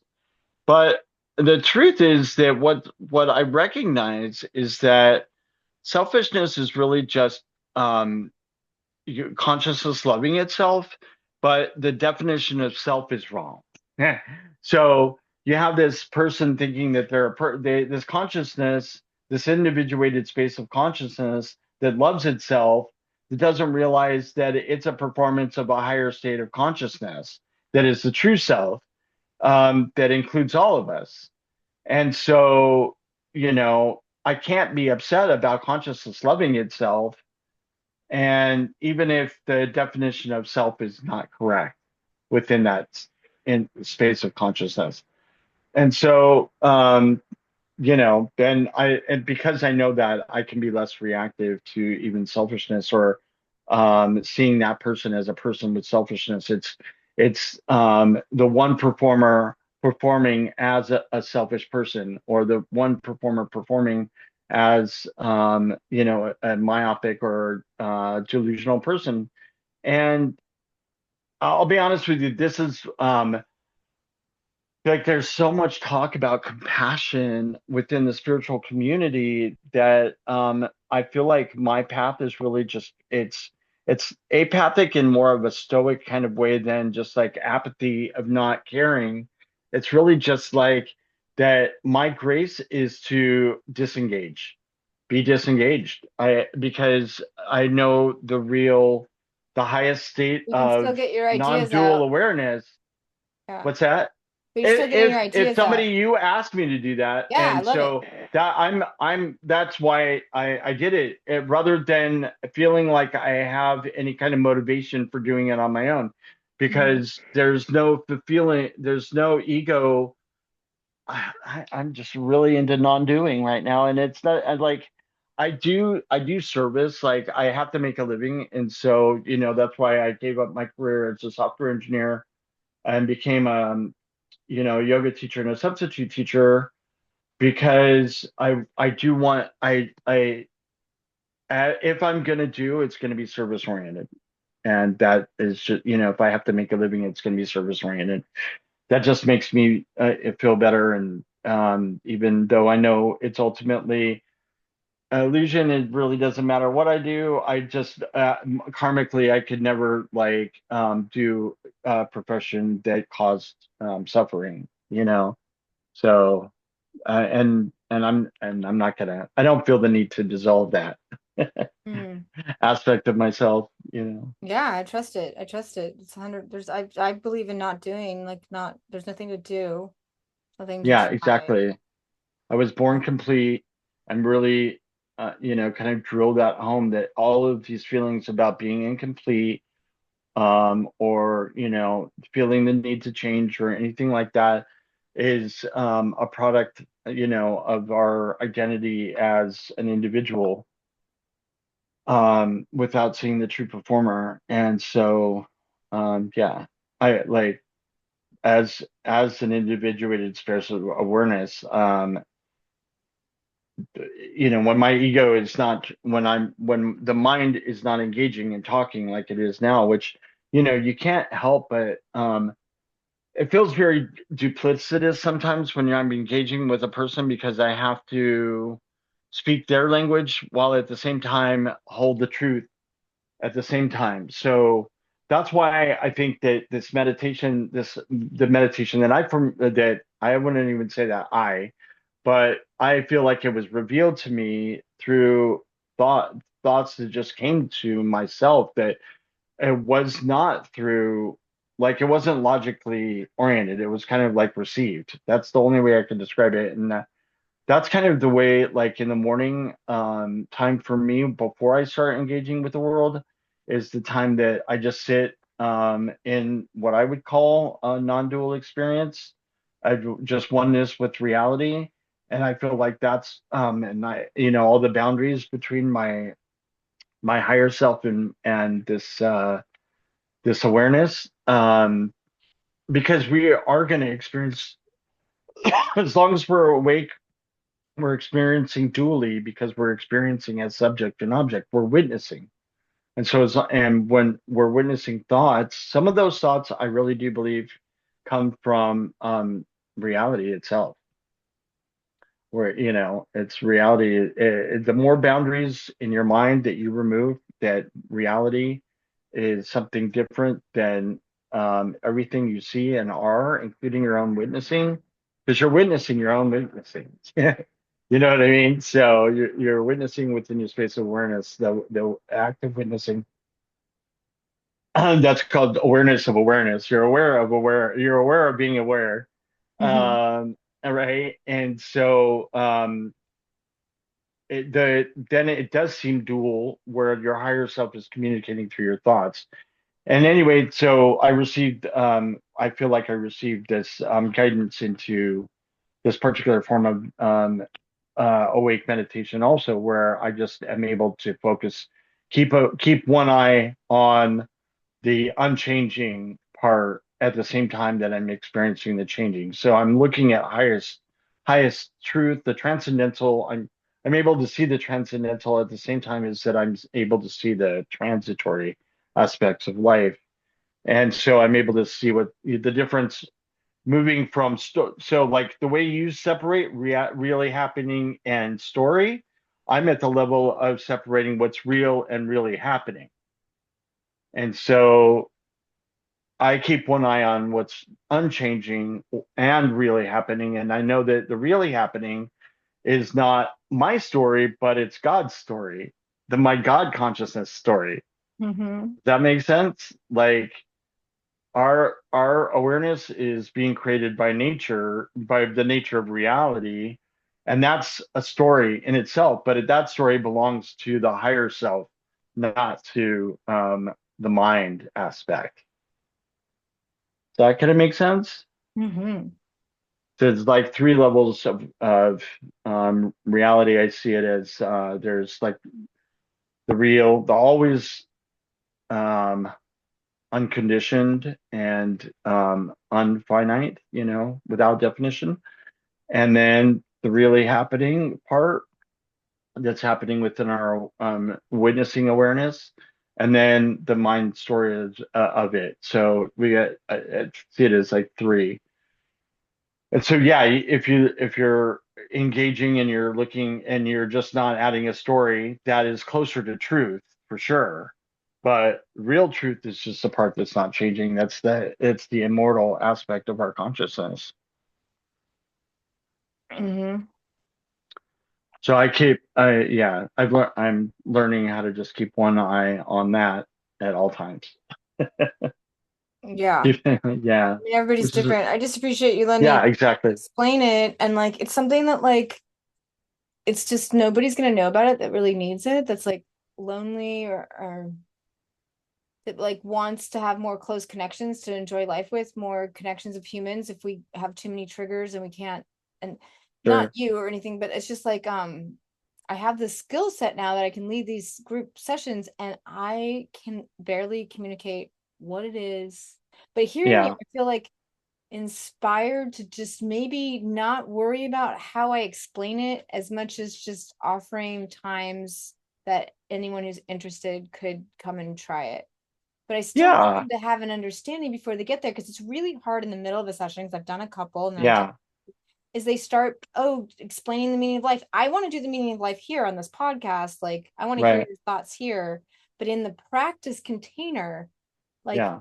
your definition of words or your perspective or like uh the unconscious triggers are, there's some good ones that we have. Care gets triggered, and a lot of times if someone's not aware of this, the practice of not being in the story, and they care, they start lecturing people about what to do because someone's like, oh, I'm sad today, or I'm longing for a partner or whatever, just mentioning the moment that they're in, that their brain sludge is passing through. And then the other person goes into like, here's how you get a partner or whatever. I mean, that, whatever the story is, the person goes, and then to try to reel them back and go, what's happening for you? If they've not done it before, it's a tricky thing to not make them feel like they're doing anything wrong, because they don't understand what you're saying, that they don't understand. They've never separated the story. They've never separated like the urge to care and take care of somebody, caretake, or to help Mhm. someone, to be with that urge before you act on it. Like they've never separated those two things. So they're not even aware that like they're doing anything that's not part of the practice. They're just being themselves, and they think they're being really authentic, and they know they're coming in that moment from their heart. So if you like bring to them like, this isn't the practice, and I know you mean well and you're trying to help this person, but Mhm. like, what's happening for you? What's that Right, care right. trigger? What's that care like trigger happening? So there's something that's helpful if I could explain it before they show up. Yeah. So it's Well, a I it's mean, a nuanced we could, thing. if you want to work on that together, I wouldn't mind working with you on the side.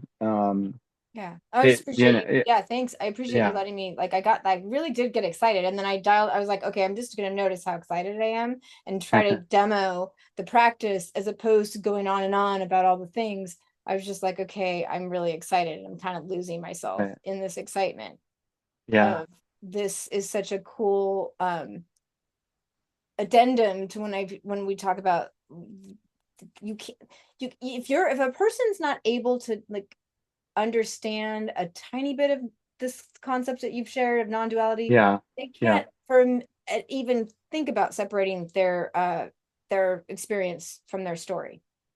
Right. Yeah. That's why what, drawing pictures really works for me. You know what I mean? Like, especially because our words, so, we're using language, like I said, I don't know if I said it on the podcast or if we talked about this before the podcast, but whenever you have to codify something into language, you are reducing it, you're filtering it, Mm-hmm. and you're pixelating it in a way, right? We're all of the letters are pixels. They're our palette, and they're our colors, and so you have to take something that doesn't have any color and is infinite, and point to it using words that, and so and there's so much baggage with words. When we talk about space, like people immediately, because of Western science, think void. They don't Mm-hmm. think, no, it's not a void. It's actually consciousness because it has the potential for to act. It is acting as all of the things that we see. And so but like that's just an example of how words just have so much baggage, and so yeah, it's like you said, if somebody has never thought of these things before, they're going to be carrying their own mental ideas with them I tell you, about I've it. done I've Yeah. done workshops where we all as a group go into meditative states and attempt to like, and then break out into pairs. We do all these different things where we ask each other what's noticing, what's happening in the awareness. Can you feel, how far can you feel like across the field or to the other side of the earth or to the moon or what, like whatever weird shit. And usually one person will freaking have a mental breakdown, like it breaks their brain, like, and Hmm. sometimes they'll start these sessions by going, this can like cause some people to like freak out. Like to become aware of awareness can be Hmm. very traumatizing. And then some people, Hmm. like I signed up and went to a class, so there's people that were interested, like the people, there's also the people that don't believe it. Yeah, no, for sure. I sometimes I go into my classroom tonight and I introduce myself sometimes with describing my name and saying I'm a yogi. And there's been a few times where I've said, uh, "Did you know that you're looking at your mind right now?" And people think I'm on drugs. Yeah. They are like, the kids are like, you're tripping, dude, and Well, all the of this stuff, reason the whole thing that I'm part of got invented at Burning Man because they loved the state that the early, 20, 30 years ago. Um, Yeah, this is a very new technology. Like they like the state that was created at Burning Man of like everyone just present and connected. And like there might have been some drug-like things going on, but they wanted to create that without the drug. So that is like yeah. a psychedelic experience a lot of times. You feel like you're Yeah, I don't doubt that. That's mind. So this to me, this is the level of mind where I would not describe this as non-duality. This is more to me, this connectivity that you're describing about is more like um it's like grid consciousness or so where it's shared consciousness as opposed to non-dual, which is not even to sure. is to recognize that form and formlessness are both the same performer, and it isn't relational. It's going beyond relational. Whereas the other one is where you have multiple individuated states of consciousness that are sharing. It's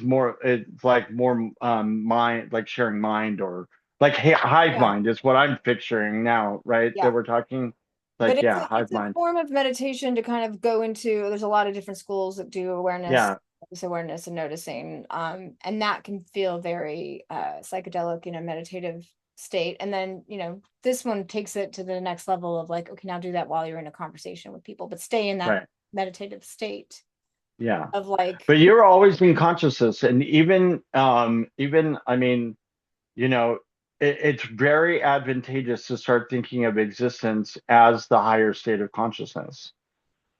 Existence is the highest stage of consciousness. Why? love it. Yeah. Because you are not separate from it. Your individuated space of consciousness, which you are looking at right now, Mm-hmm. requires existence for its existence. So it has to be, they're not two, it's one thing. I love that Um, word, the way you said V. So I'd love to do this again. yeah. I was playing while you were doing this on the StreamYard and that software that you can I can Mm, send you a link and use it just like this. It doesn't have the whiteboard, but what I did was I was putting titles on the bottom as you were talking. It was really cool. I okay, was cool. practicing it. And I threw some beautiful pictures in the background while I was doing that. Does Um, it have screen sharing, like, or yeah, maybe screen we sharing, so you could, could write on a notepad on your, yeah, exactly. I could write yeah. on a notepad or Yeah. something Yeah, like you can that. Yeah, screen or I share have a and drawing tool. I have a drawing tool, and yeah, yeah, yeah. maybe I could do that. But it Yeah. was cool to like take your words and and then we'd love to go through them. There was a good overview, right? Like go through them slower because like Hmm. I kind of get it and I study this a lot. So like if we want to get it even to the point where people who are new to it or beginner, Yeah. I'd think like to focus specifically on Shaivism. yes, yes, yes, yes, And yes. On the so stuff from that works, the anything stuff you going, believe in, the stuff the that stuff that is all inclusive. yeah. Like if you're going to talk about non-duality, you have to include the highest state and the state that we're experiencing, and that's more human, and then Include move that existence and direction. It's non-existence, like everything and it's nothing.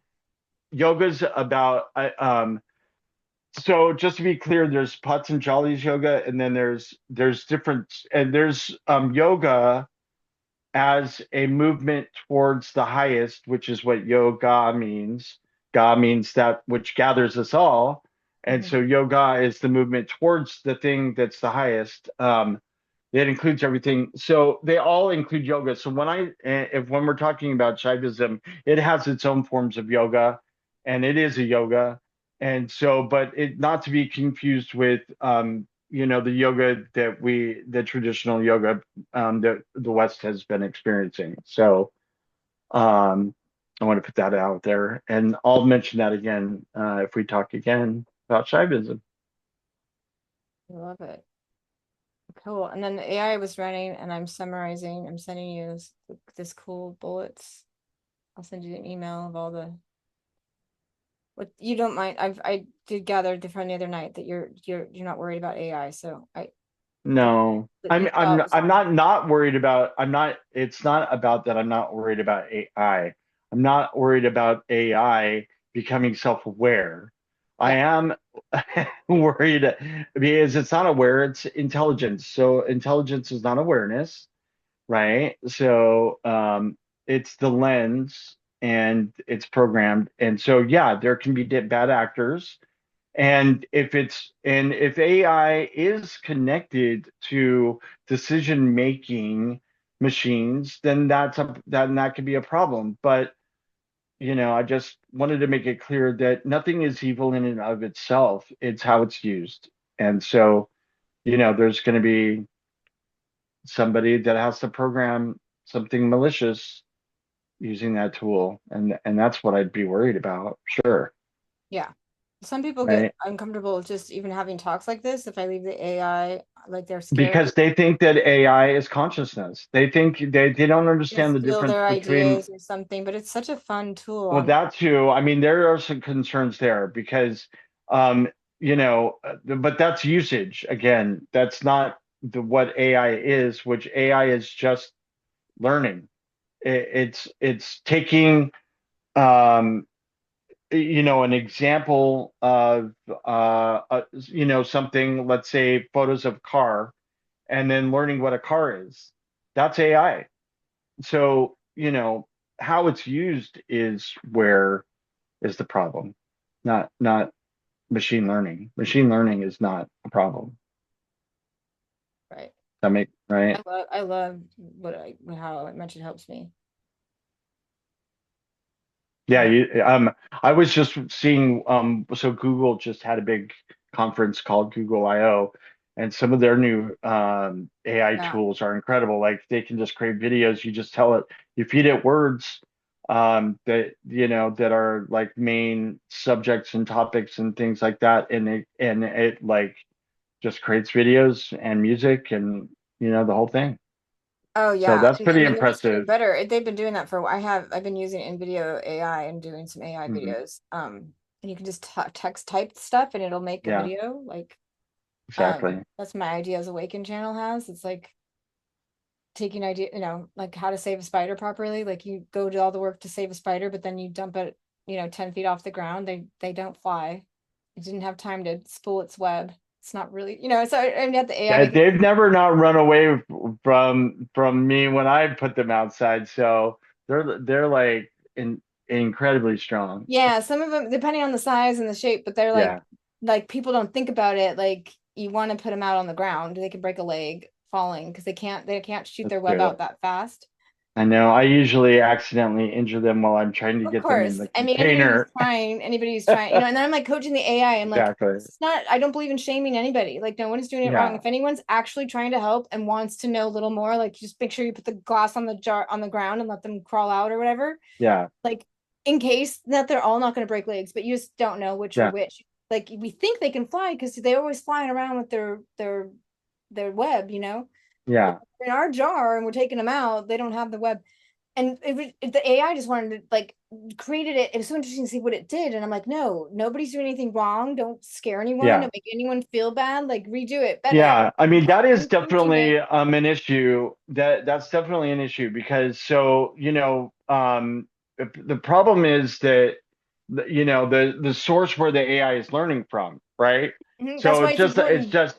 just like at school. If a teacher is racist, then all the kids are going to be racist. It's like they learn from. It's the same thing. So there is that danger that any kind of machine learning that the source they're just reflecting the source, right? That's why I think it's really good to do these things on the internet and talk like this on the internet because there's so many like militia groups and whatever meeting on that. Like there's so many different crazy ways of thinking and looking at the world that if we don't put these other ways, like the AI is only going to think humans are like fight or whatever. I don't. Yeah, I don't know. I who was I was just talking to a friend that I'm like I either have to accept the grace and just bow out of human society completely, which is what I'm driven to do. I'm in my 50s. I'm in my mid 50s, and I don't I feel that I want to just be in the flow of experience. And if the opportunity to have a conversation like this comes up, great. but at the same time, like I don't feel driven to make that happen on my own. You know what I mean? I just want to be in the flow and just that's the grace that I'm giving myself at this stage in my life.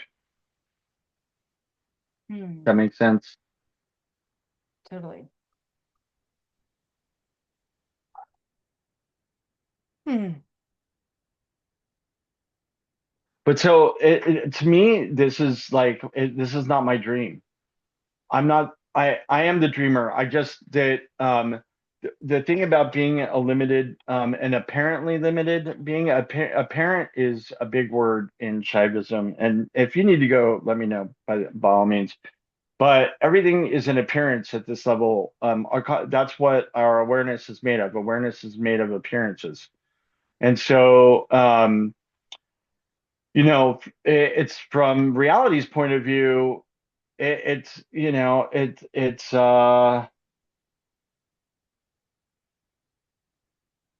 like it's not, it's the one dreaming. So if there is any deliberation in the process, which I do see some deliberation in or I see self-reflection as built into the system of evolution.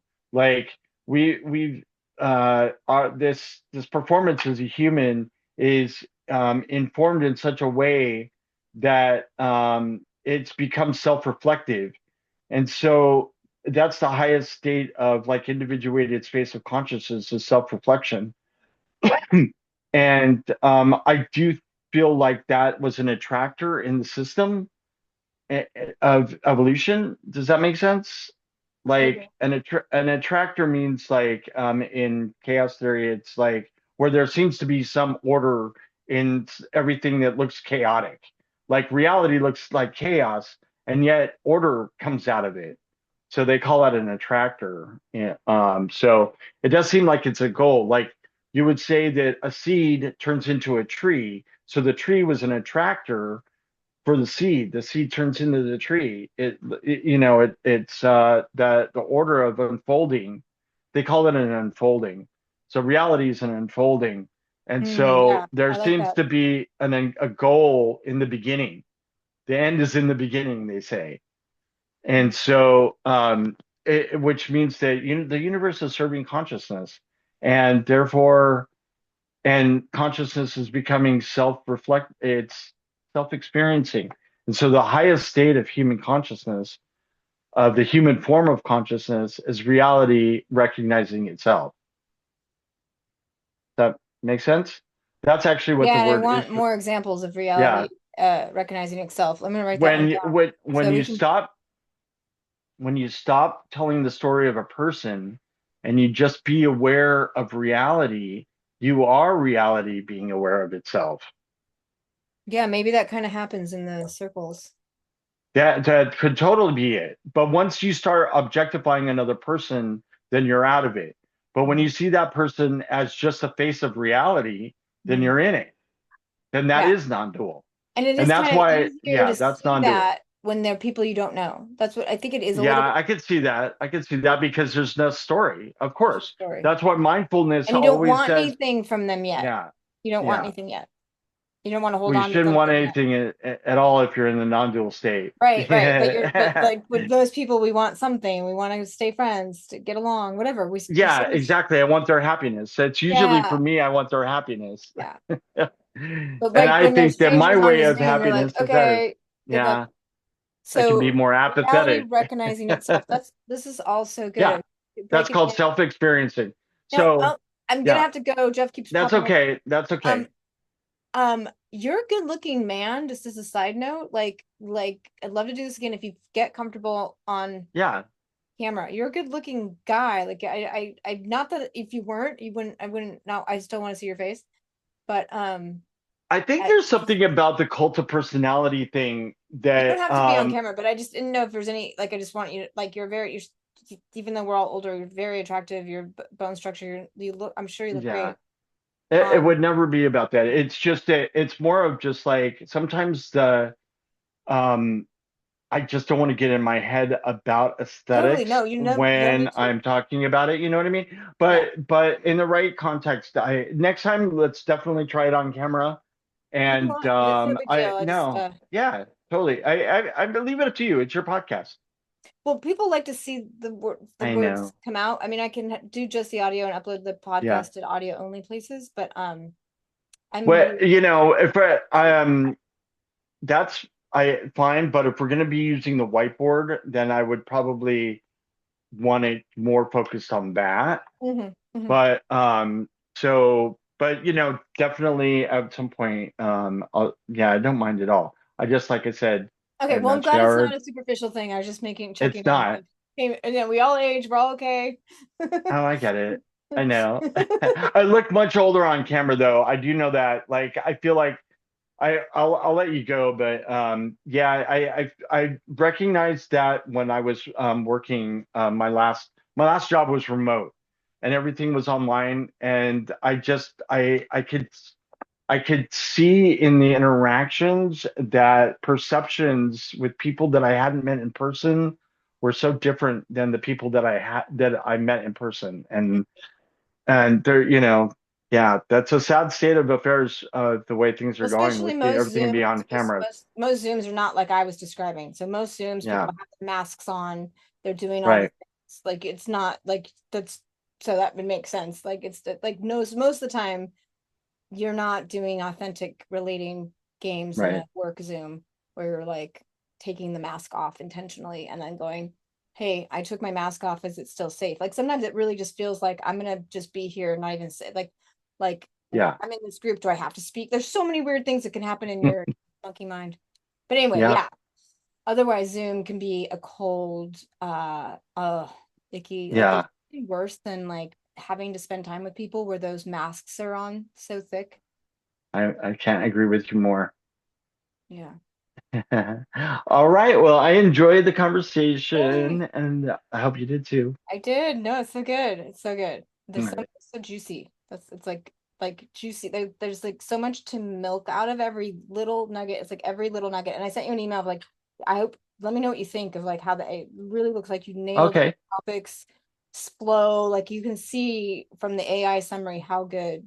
Oh, good. Cool. Yeah. Awesome. All right. We'll Awesome. talk soon. Okay. Okay. Have a good Okay. one. Bye. Bye.